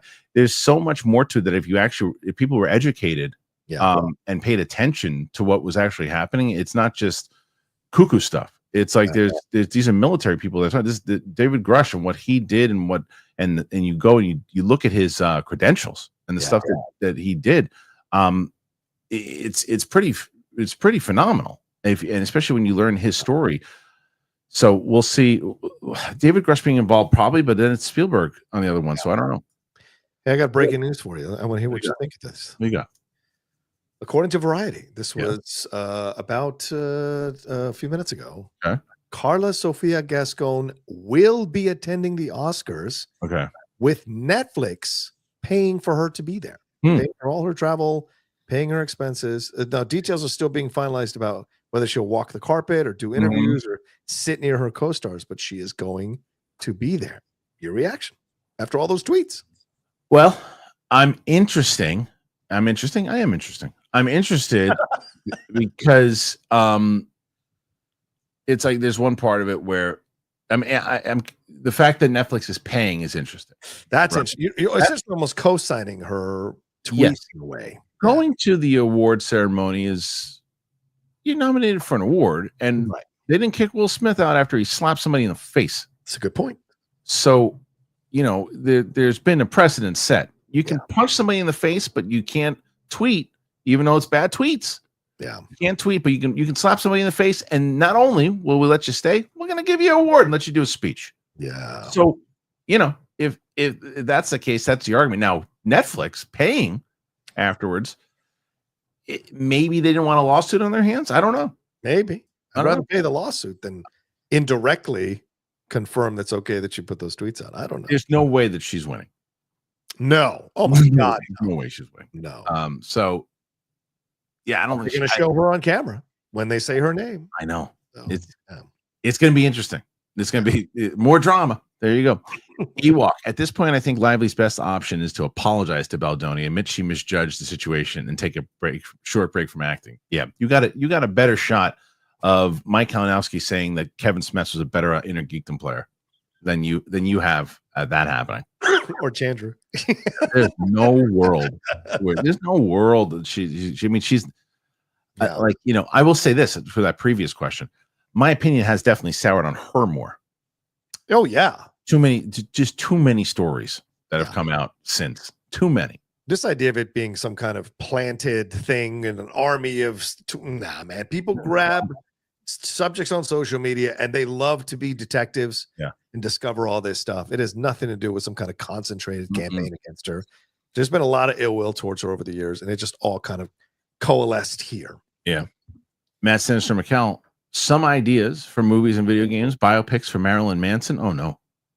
Cobain and Slipknot. Cobain I'd like to see for sure. Games, a new celebrity death match and new Mortal Kombat racing. Racing would be crazy. Someone's in the middle of driving, you just pull their larynx out. Finish him. Yeah. Gopal, I saw Strange Darling. I like the unconventional approach and the leads, even if Gallner will always be Beaver from Veronica Mars to me. Did you see Strange Darling? I hear good things about that movie. Yeah, I heard some good things as well. I did not get a chance to watch that one. So yeah, but I heard good things, Gopal. He follows it up. I like Willa Fitzgerald in Reacher season 1 and a tiny series called Dare Me and the Scream TV adaptation, which she was lead. I like her in season 1 as well. You finished season 3. You loved it, right, John? Yeah, absolutely, 100%. Thought it was great. So much love for that one. Yeah. So I do like her a lot. I like to see her in more stuff. I thought she was great in that season. Yeah. Nathan Drake, Kristian, do you think a UFO film in the style you want, like The Post, would even make any money at the box office, or should it go to streaming? Well, that's a great question. And the answer to that is two things. One, when it comes to Steven Spielberg's movie, Spielberg movie, right? So that's going to be a one up to where you have a potential to get it in the theater, like a Post, like one of these other movies. Who are your stars? You know, Emily Blunt and other people too, right? How much is your budget? That's the big question, right? How much is your budget? And if you can get, and the same thing goes for the Kaczynski. I wonder if that movie with Grush, because it's Kaczynski and Bruckheimer, Tom Cruise getting a phone call? Yeah. You know what I mean? Like, and that doesn't, and as I've said before, people just did not understand what I was saying the other day. I was talking about Tom Cruise. Like, I'll preface it with this. Tom Cruise is maybe the biggest movie star in the history of the planet. And he still is a movie star. The moniker of movie star is Tom Cruise. No one's taking that away. Right. What I'm saying is the movie star itself alone does not sell tickets anymore. Yep. It used to. Back in the day, Tom Cruise is doing a movie. What is it? Who cares? It's a Tom Cruise movie. Let's go see it. That's what used to happen. Yeah. Now, a movie star with a big IP or something interesting sells it, right? Mission Impossible, Top Gun, those types of things that sells. You can't just put movie, like Christopher Nolan is more of a movie star that sells tickets now than anybody else because it's the Nolan movie. What is it? I don't know. They're doing something with the Greeks. All right, fine. Sign me up. I'm in. But so I don't know yet how they would make the UFO film. You know what if they're going to combine both things and how big they're going to make it. So I do think you have a possibility depending on what you make. I don't know. What do you think? It depends on. I think there is, as you said, a bit of a pushback and stereotype on the people who, but that is changing. So I think if you do a really good movie, people are open to exploring it and giving it a chance. And more people are open to this possibility. And look, we're about to have, which was announced today, which makes no damn sense to me, but we're about to have a special congressional investigation into the assassination of JFK, who died in 1963. And we're apparently going to open the doors, open the file. So you can't tell me that isn't full of a lot of kooks who think what happened here a conspiracy. So if we're going to have that, then I think the UFO stuff is going to be interesting to explore. And I'm down to see a. But wait, let me challenge you on that for a little bit. Okay, what do you want to challenge me on? If I can. Sure. So let's say that there was a way that this particular hearing is going to expose secrets that have been out forever or have been hidden forever. Okay, from people who are long dead. But yes, go ahead. Yes. Whatever, but it's still continued. But it's still continued down a program of CIA or whoever you think was involved in it that followed the same types of rules and followed these types of things, and that the people who are long dead trained people who are not dead, and that mindset of what continues to happen you don't think it should be exposed? You think that you should just let it lie? I don't think it matters anymore, and I don't think. What am I going to find out? The CIA was corrupt. Did the CIA engage in possibly taking out a leader of a country? Our country, not a country, our country. Yes, and I know the CIA could do that at any time. What do you think's happening? You know, you don't want me to get down this road because we start. Okay, we'll go. I mean, the two idiots they just put in charge of the FBI, they're absolutely going to be doing the same kind of stuff. So to me, I don't know that there's anything that's going to be solved beyond people who are going to be like, oh, see, the government can do this, but we always knew the government can do this. What are you going to do with the information now? I mean, do you think this government is somehow unbiased and impartial now with these people in charge of our intelligence agencies? They're not, and it's going to be even worse the other way, so I'm not sure what you're going to get out of opening the door to this, because anybody who did it is already long dead. You know what I'm saying? So that's you get the satisfaction, but no one's going to be punished. But I think there's more to it. I think there's more to it than that, but that's a longer conversation. This is another Castro's one. I think, not even charged. Castro's dead. This is another one I think is just for your channel, but you could just say stay tuned or something. Mike Joyce, Rocha mentioned taking legal action against a certain YouTuber that's been harassing him the other day. Any luck with that? No update on that yet. I met with 2 lawyers over the weekends. Everything's still in motion. We'll see what happens. So that's it. Beto Power. Whoever made the Andor trailer treated it like a Michael Bay movie in the early 2000s. Horrible song choice, but the images look amazing. I couldn't agree more. I totally agree. All right, next one. Carlton Rudder, London Calling. Kristian, I sadly won't be able to join you for the Patreon Q&A. My dad is very unwell. I'm sorry. My headspace is somewhere else right now. You don't have to apologize at all. Yeah. That is please, I completely understand that. I'm sorry that your dad isn't doing well, and thoughts and prayers with you, Carlton. So but we are going to be doing the Q&A later, so we'll be thinking about you. Nice. Yeah. Prayers. Ronetta. Hi fellas. What's up, Ronetta? Okay, just saw the Andor trailer and I loved it. Was not loving the music. Why? They better kill it with the score like season 1 did. I did not enjoy the music. What the hell? Yeah, it was just it was a bad trailer choice. Clearly. Trailer music choice. I didn't think it was that bad. Wow. Okay. Oh, it was it just for me, what shows things are not going well with music is when I notice it. Yeah. I really notice it, and I'm like, wait, why am I so like when I was reacting to this just now when we were watching, it was jarring. I was like, wait a minute, why am I not just locked in? Because this music is blasting in my ear with this guy screaming whatever the hell he's yelling. Yeah. And I'm like, wait, I should be focused in on these images. And it should have been a beautiful, like a score, which I noticed, and it's part of the actual experience. I don't know why they do this. And it's not just them. And what people don't realize too, sometimes it's true. Sometimes the director picks the stuff, but most times it's the trailer companies that they hire to do these trailers that do this. Right. And stop this. But you wonder who approved it. You know what I'm saying? You have to wonder who approved it. Yeah. Matt, I'm sorry, but the Batman was 3 years ago now. That's nuts. To hear Reeves still hasn't turned in a full script is incredibly disappointing. I don't know, dude. I don't know when we're getting that movie. What do you think? 2027? 5 years? Yeah. I mean, Gunn said that the other day. Well, we waited 5 years for this and waited 5 years for that. Why is everybody so upset? And it's like, because you guys are dragging your feet. I don't know. But then again, there's stuff going on behind the scenes with Matt Reeves' personal stuff. So you have to factor that into the equation. So it's just timing. Unfortunately, timing. Andre, helping Roke out. Also, Kristian, why don't you see ad blockers when checking out articles riddled with so many ads? Why don't I use ad blockers? Because it's too old. I don't know how to use it. It's expensive. I don't know how to use it. Glad X Devastator. Justice for Rocha. Hashtag. I can't wait for the Geek Buddies to discuss the Andor trailer. I read that they are releasing 3 episodes at a time. Is this wise? This is what PLD had written me. He wrote me and said, Andor's being dropped in 4 blocks. Yep. 3 episodes per week for 4 weeks. Yep. Okay, so that's kind of then that makes sense of how they're going to then.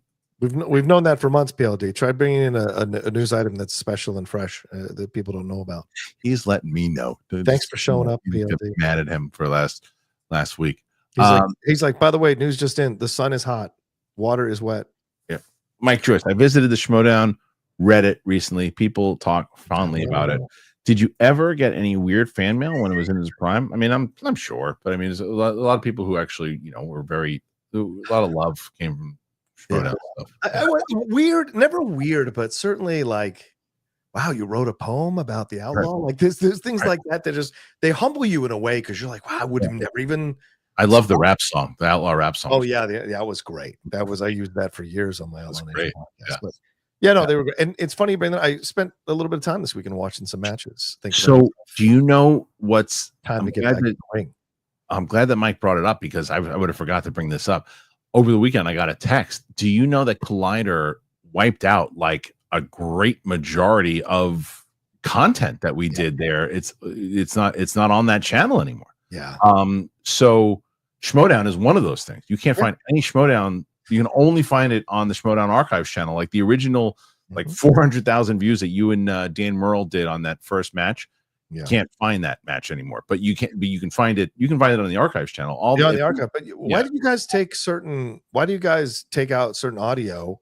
Because like when I celebrated, I watched the match when I beat Dan again, and I when I celebrated, there's like a whole 30 seconds. Copyrighted your answer. Oh, okay. When we used to do it back in the day, and Collider, I don't know how it just those old songs never got copyrighted. Now they do. So, but it doesn't matter anyway because most of that channel just literally just sits there for people for Schmodown fans. I want to know who's making these decisions because people we know who were in the Schmodown or people we know who we worked with are still part of Collider. So who is making these decisions to eliminate all that talks are gone? A lot of Jedi councils are gone. Like a lot of there's tons of stuff that's gone. Like they're more respectable now. Is that what we're going for? I don't know.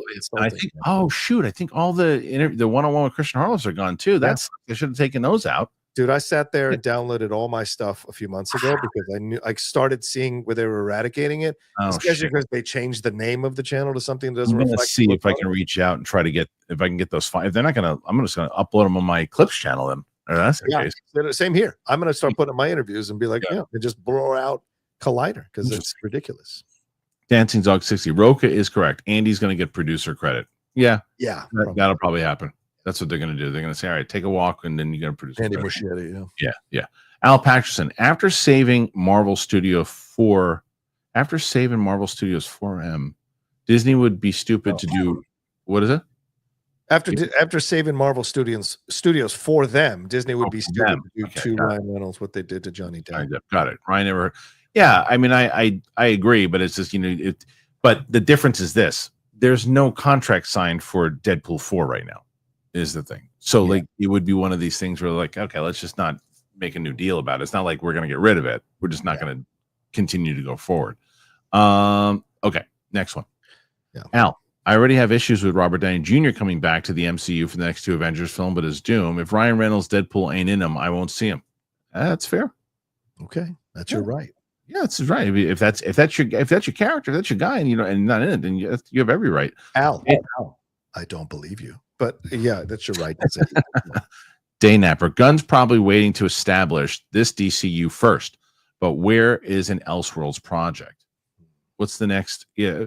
Well, I mean, I guess it's not Elseworlds because it's technically tied in, but both Clayface and Sergeant Rock, they're not really gonna tie into the narrative. They're gonna be in part of the DCU, but not really. I mean, Sergeant Rock, you could argue, could be an Elseworld, even though there are connections to Creature from Windows. Yes. But, I mean, Clayface is going to be Batman, so I don't know how that works. I don't know how they're going to make that work. Dancing Dog 60. The earlier MCU had Whedon all over it, and it worked. I think hiring him to tighten up scripts would be a good idea for Marvel. Possible or not? Same thing we were just talking about before, Ryan. There's too much. There's too much dirt on him, right? There's too much. He's got too many problems right now. Also, it's insulting that you think that people think he's the only writer out there who can do that. There's plenty of great writers that you can bring in to take a look at this stuff and give it a pass. Joss isn't some kind of miracle maker. No, and he didn't know it, and he didn't do any justice for Justice League. Yeah, exactly. Dixon Sider. How far is James Gunn's contract? It seems big. How long you mean does it go for? Yeah, I feel like we had the answer to that, wasn't it? Like, was it 3 or 4 years? I thought it was, the first 4. I thought it was 10. Isn't it 10? No, I think it's like 4 years. Unless they re-signed, but I think it was like 4 years. Okay. Next one after that. Again, thank you. Right now, John, you're at 70. It's pretty. I mean, that's a really good day. Ewok. Kieran Culkin's SAG award speech was hilarious. I bet it was. Here's my problem. I was having a conversation with my wife on the train about it, and I like Kieran Culkin. I really do. And I think you and I already had this conversation too, John.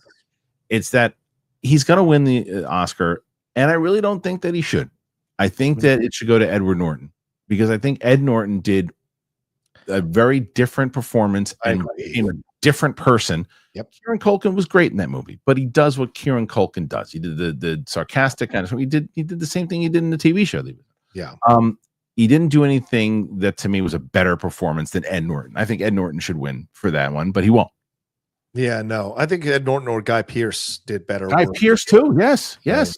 Yes. Yeah, but people just like Kieran. That's why they're going to give him. They just like him and they like his energy. Because nothing he did in that film was nothing. And I saw some people push back on that, and I go, "You guys must be non-actors because you have no idea what you're talking about." Because I will gladly go through Succession, and I will give you similar scenes, similar inflection, similar facial, similar delivery to certain lines that mirror exactly what he did in that movie. There was nothing, just like Eisenberg. There's nothing Eisenberg did in that movie in other films. So same type of thing. Day Napper, Joel Edgerton on for Sergeant Rock. He's got that been through some shit face. Look, you can suggest Joel Edgerton for everything, and I'm probably going to say yes. I agree. Yeah. He's great. Mike Joyce.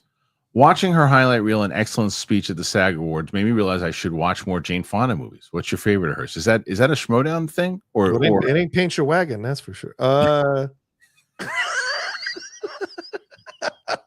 Gibberish.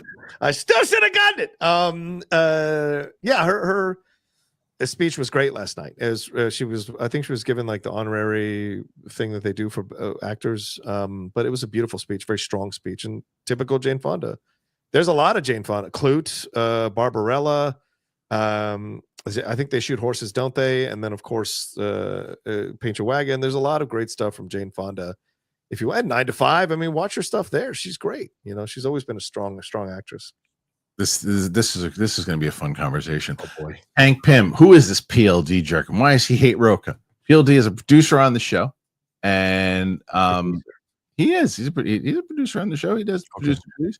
And him and Rocha have had Schmodown beef since the old school days. So there's always the fan who never did anything, who wants to ride the coattails of the person who's much more successful and famous and good at what he does. And they can't do it being a nice guy. They have to do it being an a-hole. And that's who PLD is. And so what can you do? He's a little man. He's an angry little man.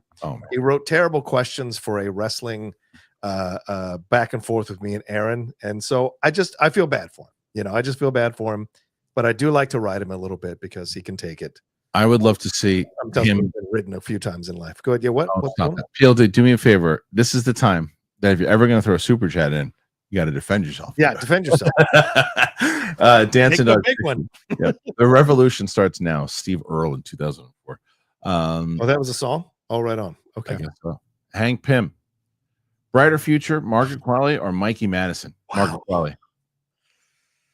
Margaret Qualley. They're both going to have good careers. They're both going to have good careers. Yeah. I think Qualley screams a little bit more, has a little bit more star power. Here's what I'll say. Mikey got nominated. Margaret didn't. So yeah, but we both agree that she should have. Well, fair. But still, Mikey did. So true. Mike Joyce loved music / hope. It's last we see of the Death Star, though. Yeah. I hope it's the last we see of the Death Star, though. Yeah. Keep dreaming. Keep dreaming. I know. Day Napper. Star Wars is back, baby. We'll see. Well, I mean, it's one show. Hopefully, then. But this is look at if Daredevil hits and Andor season 2 hits. Will the powers that be that are up at both of these companies say, this is what people want to see right now? They want to see a little bit more darker, locked in, well-written shows and movies. Or are they going to keep going to the same kind of dribble that they've been? Well, George says that we had to do it it's got to be for kids. And that's what it always was. It was for kids. So let's do it. And it's like, no, Dave, you don't have to do it like that all the time. That's why I don't blame what's her face who did Acolyte, because I think they all went in there and she wanted to do a dark film, a dark series told from the Sith point of view that would have really messed some people up. Essentially, Cobra Kai, showing you the other side of it. And I think they went in there and changed it all around and made it this touchy-feely young adult nonsense that it became. We have to read about that in the book. Yeah. Ewok. Interesting to read that the original cast of The Brutalist was Joel Edgerton, Marion Cotillard, and Mark Rylance in place of Brody, Jones, and Pierce. Really? Wow. I didn't know that. Yeah. Still a pretty damn good cast. I agree.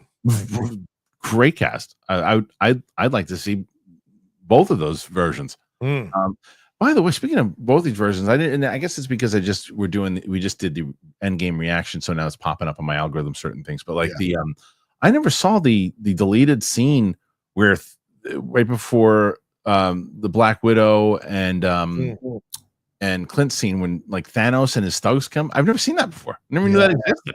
Yeah. When I'm glad that they cut it out. It completely takes away from the moment, but I didn't even know that existed. I thought it was CG. I thought it was an AI thing at first. I'm like, oh, this is real. Yeah. It overwhelms the scene. You're right. It really does. Yeah.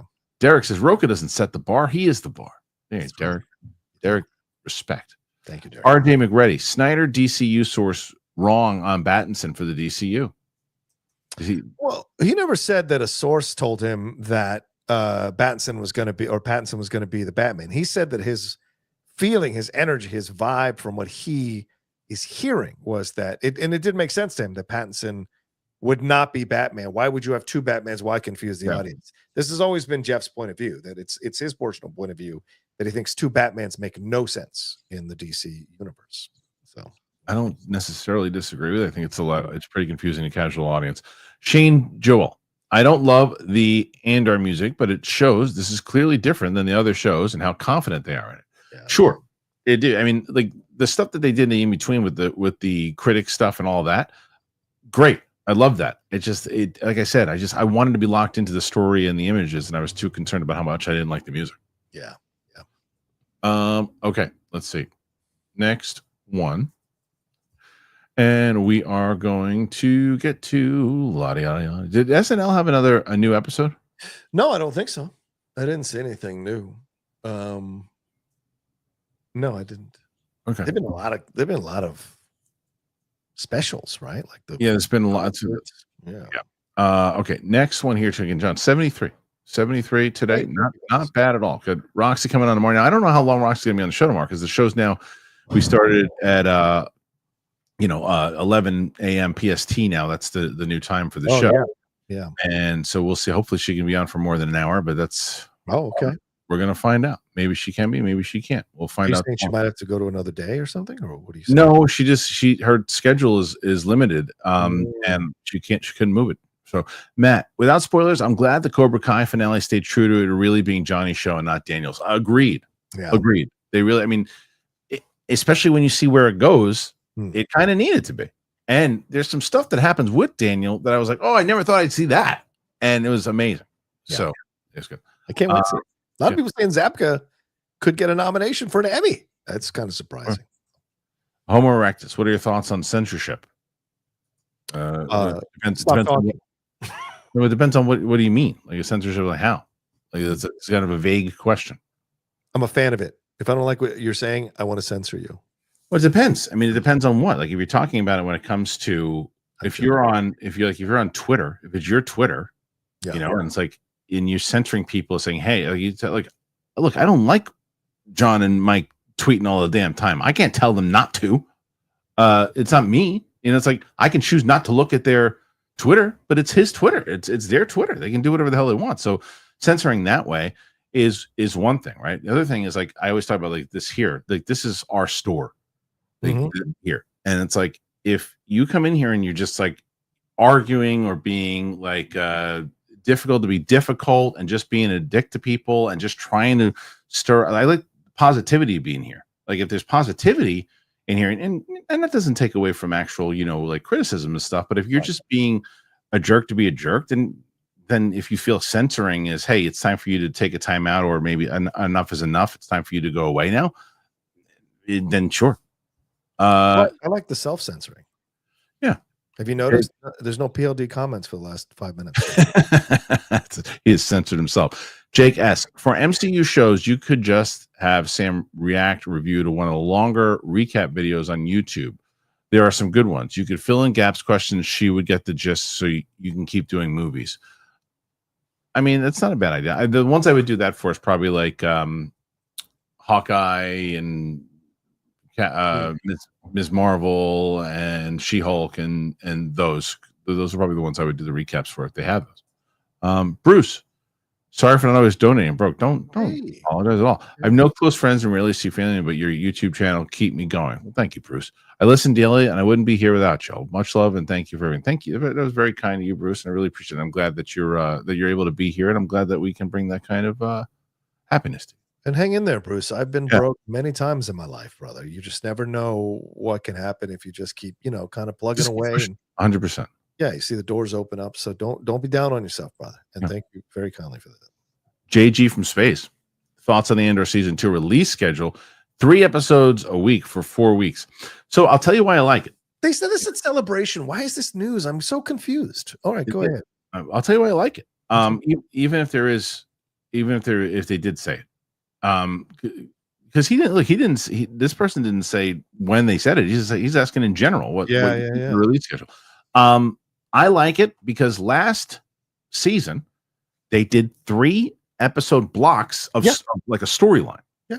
So essentially what they're going to be doing is the same thing, I assume, and say like, okay, 3 episodes a week. You're going to go boom, boom, boom. Here's angle 1. Here's angle 2. Here's angle 3. Here's angle 4. Now it means that you're going to binge. You're basically going to be watching. You're going to be watching a movie every week. You're going to watch it. You're watching a full movie. Yep. So I like it. I still like week to week personally, but we're going to get the angles for those episodes for week to week to week. It's just, to me, the only reason I don't 100% like is I don't like the idea that the show will be done in a month.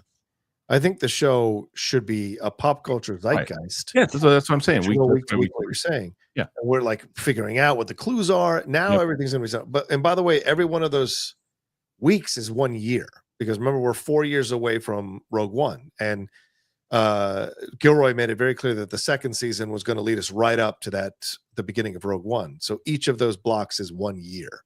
So we're going to be jumping in time 1 year every week. So that's going to be an interesting thing to experience. I hope they get it right. Me too. Armada, hope that Cobra Kai season 6 part 2 and 3 picks up. Oh, it does. It does. Trust me. Also love the new episode of Severance. I'm here for the Squid Game reactions. Thank you. Well, Armada, you and 7 other people are here for the Squid Game reactions, and I appreciate it. But we put up a new one today, and then season 3 does pick up for Cobra Kai, and I'll be finishing Severance for sure. So Kenya King, have you seen the first official image of He-Man? Which one? The one when there's the one that came out, I guess, today, which is the sword. Looks great. If that's the first thing I would have seen, I would have been excited. But instead, I saw him standing next to 2 cops on Earth, and I was like, oof, terrible. Yeah, terrible. RQM DSMD, great show, enjoying the topics and conversation. Thank you. That is very kind of you, and I appreciate that. I'm glad that you are. I am Two Fly Cam. There's a lot of DC news. Will you guys be going live over it today, Rocha? Miss Milioti looked amazing at SAG. Wow, Penguin is still getting awards as it should. Yes. Are you guys good for which? We'll talk about it on Wednesday morning, the Geek Buddies, but I will probably go live later today to dive into more of it. So come and find me on my channel, The Outlaw Nation, there to talk about it. Joey Pedras, It Ends With Us seems like way too mediocre a movie to ruin your career for. The whole thing is bonkers. Yeah, also remember though, regardless of mediocre or not, the movie made a lot of money for what it was. And so when there's a lot of money involved in it, plus the fact that the guy had the rights to the movie, there's a lot of monetary reasons for them to be going after each other. And because Justin is more of like a no-name compared to Blake Lively and Ryan Reynolds, the fact that he's not being paying for any lawyer fees, by the way, he's not. No, the billionaire guy's behind him 100%. Right. Jamie Lee. Yeah, and I think it's like a kind of a stance against Hollywood too, is what is one of these things too. So, Jacob Tizano went to see Cap again when the Superman trailer came on. Everyone went silent and clapped at the end. This movie's going to be a cultural phenomenon. I think so. Yeah, I'm telling you, I think it's got a good shot to make $1 billion. It's got a good shot. I think of all the movies, it has the best shot to make $1 billion. That are coming out this year in terms of superhero stuff. Yes. I agree. And James said they're working on a second trailer, so I'm looking forward to seeing that. Me too. Tronin. I know this is an unpopular opinion, but I've been enjoying AEW more than WWE. Even the Death Rider stuff is starting to get better with Copeland. I don't have enough of an opinion on it because I haven't seen stuff. What I will say is I've seen less botches from AEW on social media lately. Yeah, I agree with that.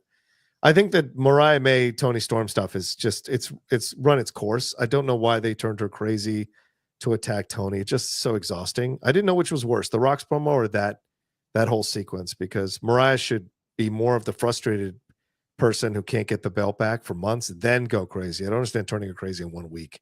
It's kind of dumb. So yeah. Okay. NLSFC 96. I have no interest in the Oscars this year. With Amelia Perez and Dune getting snubbed, I just feel the Academy is out of touch. Agreed. Wait, Amelia Perez got 13 nominations. Where was it? He's saying with Amelia Perez in general and Dune getting snubbed. Okay. I just feel the Academy's out of touch. Fair point. Yeah. I agree with that. I feel that it is absolutely I told you. I've said it many times over. I think that the Critics' Choice Awards is the only one that should really count. Yeah. Hank Pym, in honor of the monkey, what is your favorite possessed item in a movie show? Also, really enjoyed the monkey. Bonkers movie, better than Longlegs. I know I missed that screening. Did you see it? No. Jeff said it wasn't good, so I didn't. Oh, really? Yeah, but I'll probably go see it sometime this week. Possessed item? Ooh, what's your favorite possessed item in a movie, TV show? Where was that? Is that the last one? First part of the question. That was the first part of the question. Yes, thank you. Oh, thank you. Was it possessed item? I don't even know. I wouldn't even know. Do you know? I guess Chucky. Wouldn't Chucky be possessed? Oh, Chucky's great. That's great. Yeah, that's great. Okay, I'm gonna steal Roka's. that's a great one. I have Chucky's up there. Mogero, keep being a heel, Rocha. With all these super chats, maybe Kristian can hire me as a clip editor. I do need a clip editor eventually, but not right now. What's a clip editor? Shorts and stuff. Oh, I'll take somebody who wants to do shorts. Yeah. Tom Gunn. Spielberg always wanted to direct a Bond film. This might be his chance to check it off his bucket list. Which if he's going to do it, I mean, maybe Amazon. Yeah, you could see that potentially happening. But again, what kind of budgets are you going to start working with there? What did you think about Amazon taking full control, John? What was your thoughts? I felt like it was coming already, so I wasn't 100% surprised. That being said, I'm sad about it because it's pretty clear that they just browbeat these two older people into eventually giving in, and they finally hit a number that it was like enough for them to go, you know what, fine, we'll take $1 billion between the two of us, and we'll just take EP credits, so we'll still be making some residual income on the franchise, but we're going to go off and do other things. Because one of them, I think Michael's 83, Barbara's 63. They just want to probably just go off and do other things and not deal with the Amazon brass. So it's a shame. I think they are going to dilute the product. I don't really trust Amazon to be on top of quality with some of this stuff. Mm-hmm. And we're going to see like Young James Bond Chronicles or the D00. So we'll see. But hopefully, Jeff mentioned like maybe Christopher Nolan. They waived Christopher Nolan and they had him the franchise, so he's essentially the Feige of James Bond. But I don't know if he'll do it. No chance. Yeah. Dancing Dog 60. Agree with Rocha. Bong Holio is a menace. Yes. You know what that is. Josh Needle. No idea how anyone still cares about the Baldoni Lively Hollywood drama. I watch actors for what they bring to screen, not their personal life BS. Well, that's essentially the problem here, though, Josh, is that I don't disagree with you. Like I'm tired of it. I see it everywhere, but then it is bleeding into the stuff. Like you look at it where the power structure of it, and it does in maybe hurt the quality of it. Like if you are a fan of that particular book, now maybe you're not, Josh, right? Of the book This Lives with Us. Was those called This Lives with Us? Is that what it was called? This Ends With Us. This Ends With Us. So This Ends With Us. The book comes out. You're a big fan of it, and they want to go a particular way. Justin gets a hold of it, wants to do it, has his way to do it, hires Blake Lively to do it. Blake Lively then decides that she really wants to get involved more, and she starts throwing her star power around and starts to get involved more. And he even said on the carpet at one point, he's like, they asked him, "Are you going to come back for number 2?" And he's like, "Yeah, I don't think I'm the right guy for it." He's like, "I think Blake is ready to direct." And this is when they were completely not getting along at all, and all these different things. And that does start to affect the quality of the things that you like and the stuff that you are bringing to the screen, because if she would have focused potentially on just doing the role that she was hired for and not strong arming people to get because she wanted she essentially did what Ryan did on Deadpool, right? Yeah. After Tim, where'd Tim Miller go? Tim Miller was the director, and then he just disappeared. She tried to do what Ryan did. And look, that's not a question. She brought in Ryan and Ryan's Deadpool and Wolverine editors to edit a new version of the film without Baldoni's permission to try to take control of this. Is what I mean. This all boils down to the fact that she wanted control of this franchise because she probably feels inadequate because Ryan is definitely the bigger star. She's jealous about it. None of her lines have blown up like Jessica Alba's lines or other brands, Jessica Simpson's lines. So she feels jealous that she's lesser than with all of these people. And so here was an opportunity. She thought that she could turn this into a franchise for herself, but she had to get rid of Justin. How do you get rid of Justin? You possibly trump up a sexual harassment charge in order to violate the part of that contract so that you can remove him. You're good friends with Colleen. You and Ryan have money. You'll buy the rights from Colleen, and then you'll take over and you'll sell. Again, that's you. That's what I think would happen. That's what I think happened. You think that did happen? I won't go. I won't go that far because I don't know. I don't know that we don't have all the details yet to say that. I mean, I don't have all the details. What's that? It's the ego. It's all about Hollywood. I know, but I still think you need more. That's because that's a strong claim. Yeah, I know. I would say you need to hear some more stuff before that claim comes out. That's fair. Can I read something real quick? Sure.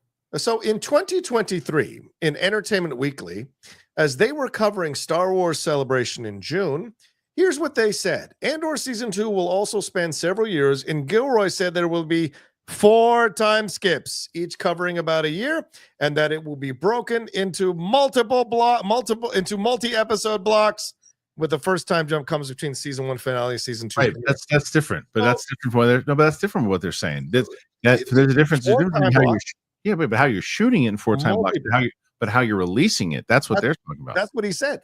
We're releasing it. He didn't say episode blocks.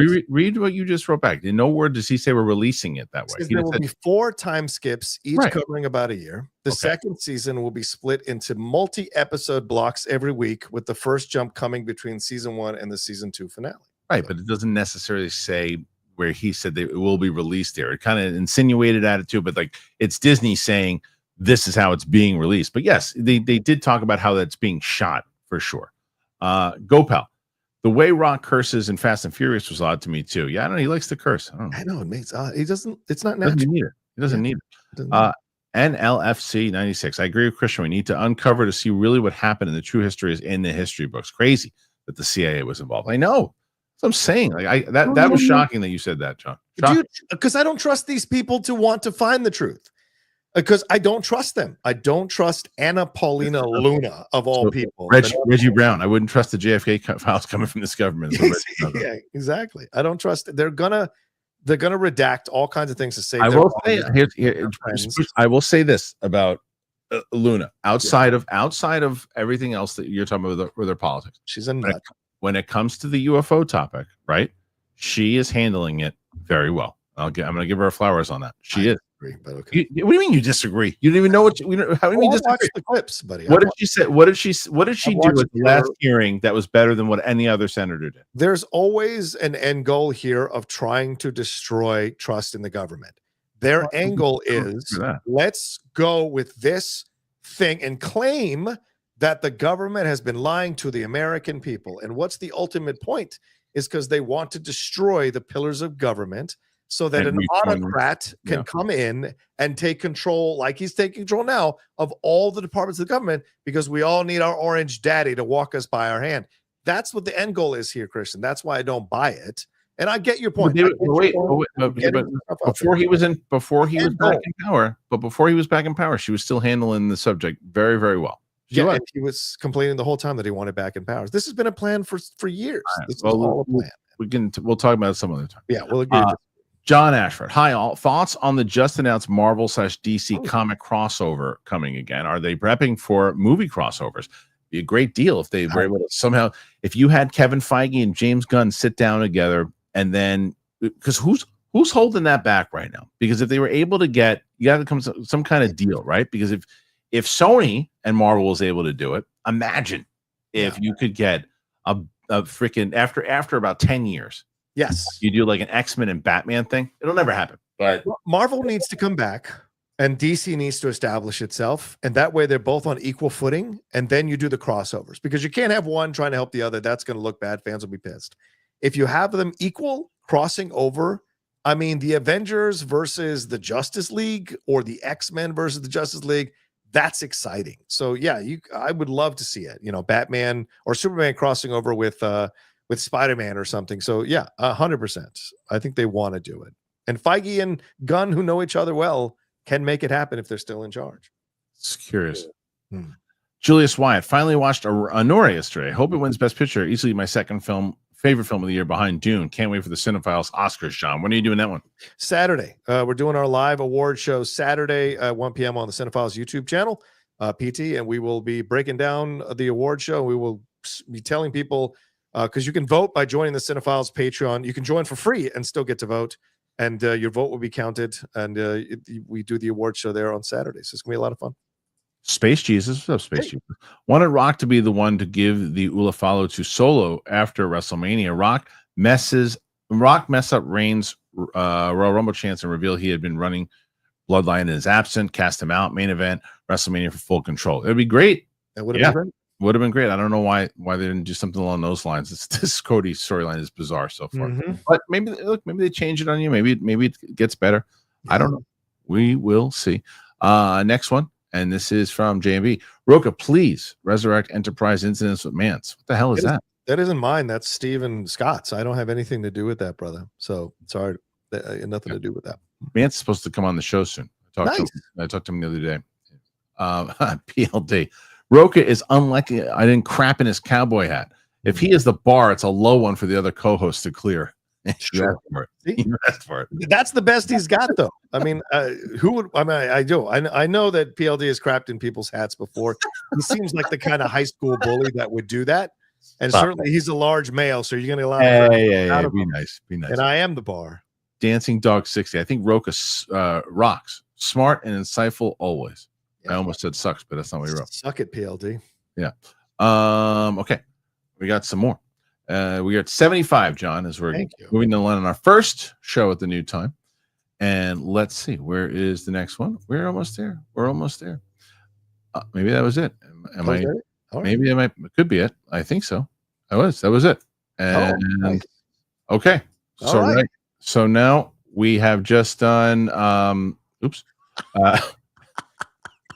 so just here you go.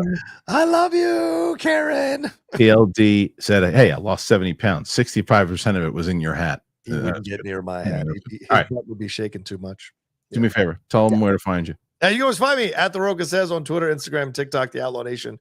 On Twitch, you can head on over to my YouTube channel, youtube.com/John Rocha Says for all the stuff that's going on. I will be going live at 5 or 6 sometime tonight.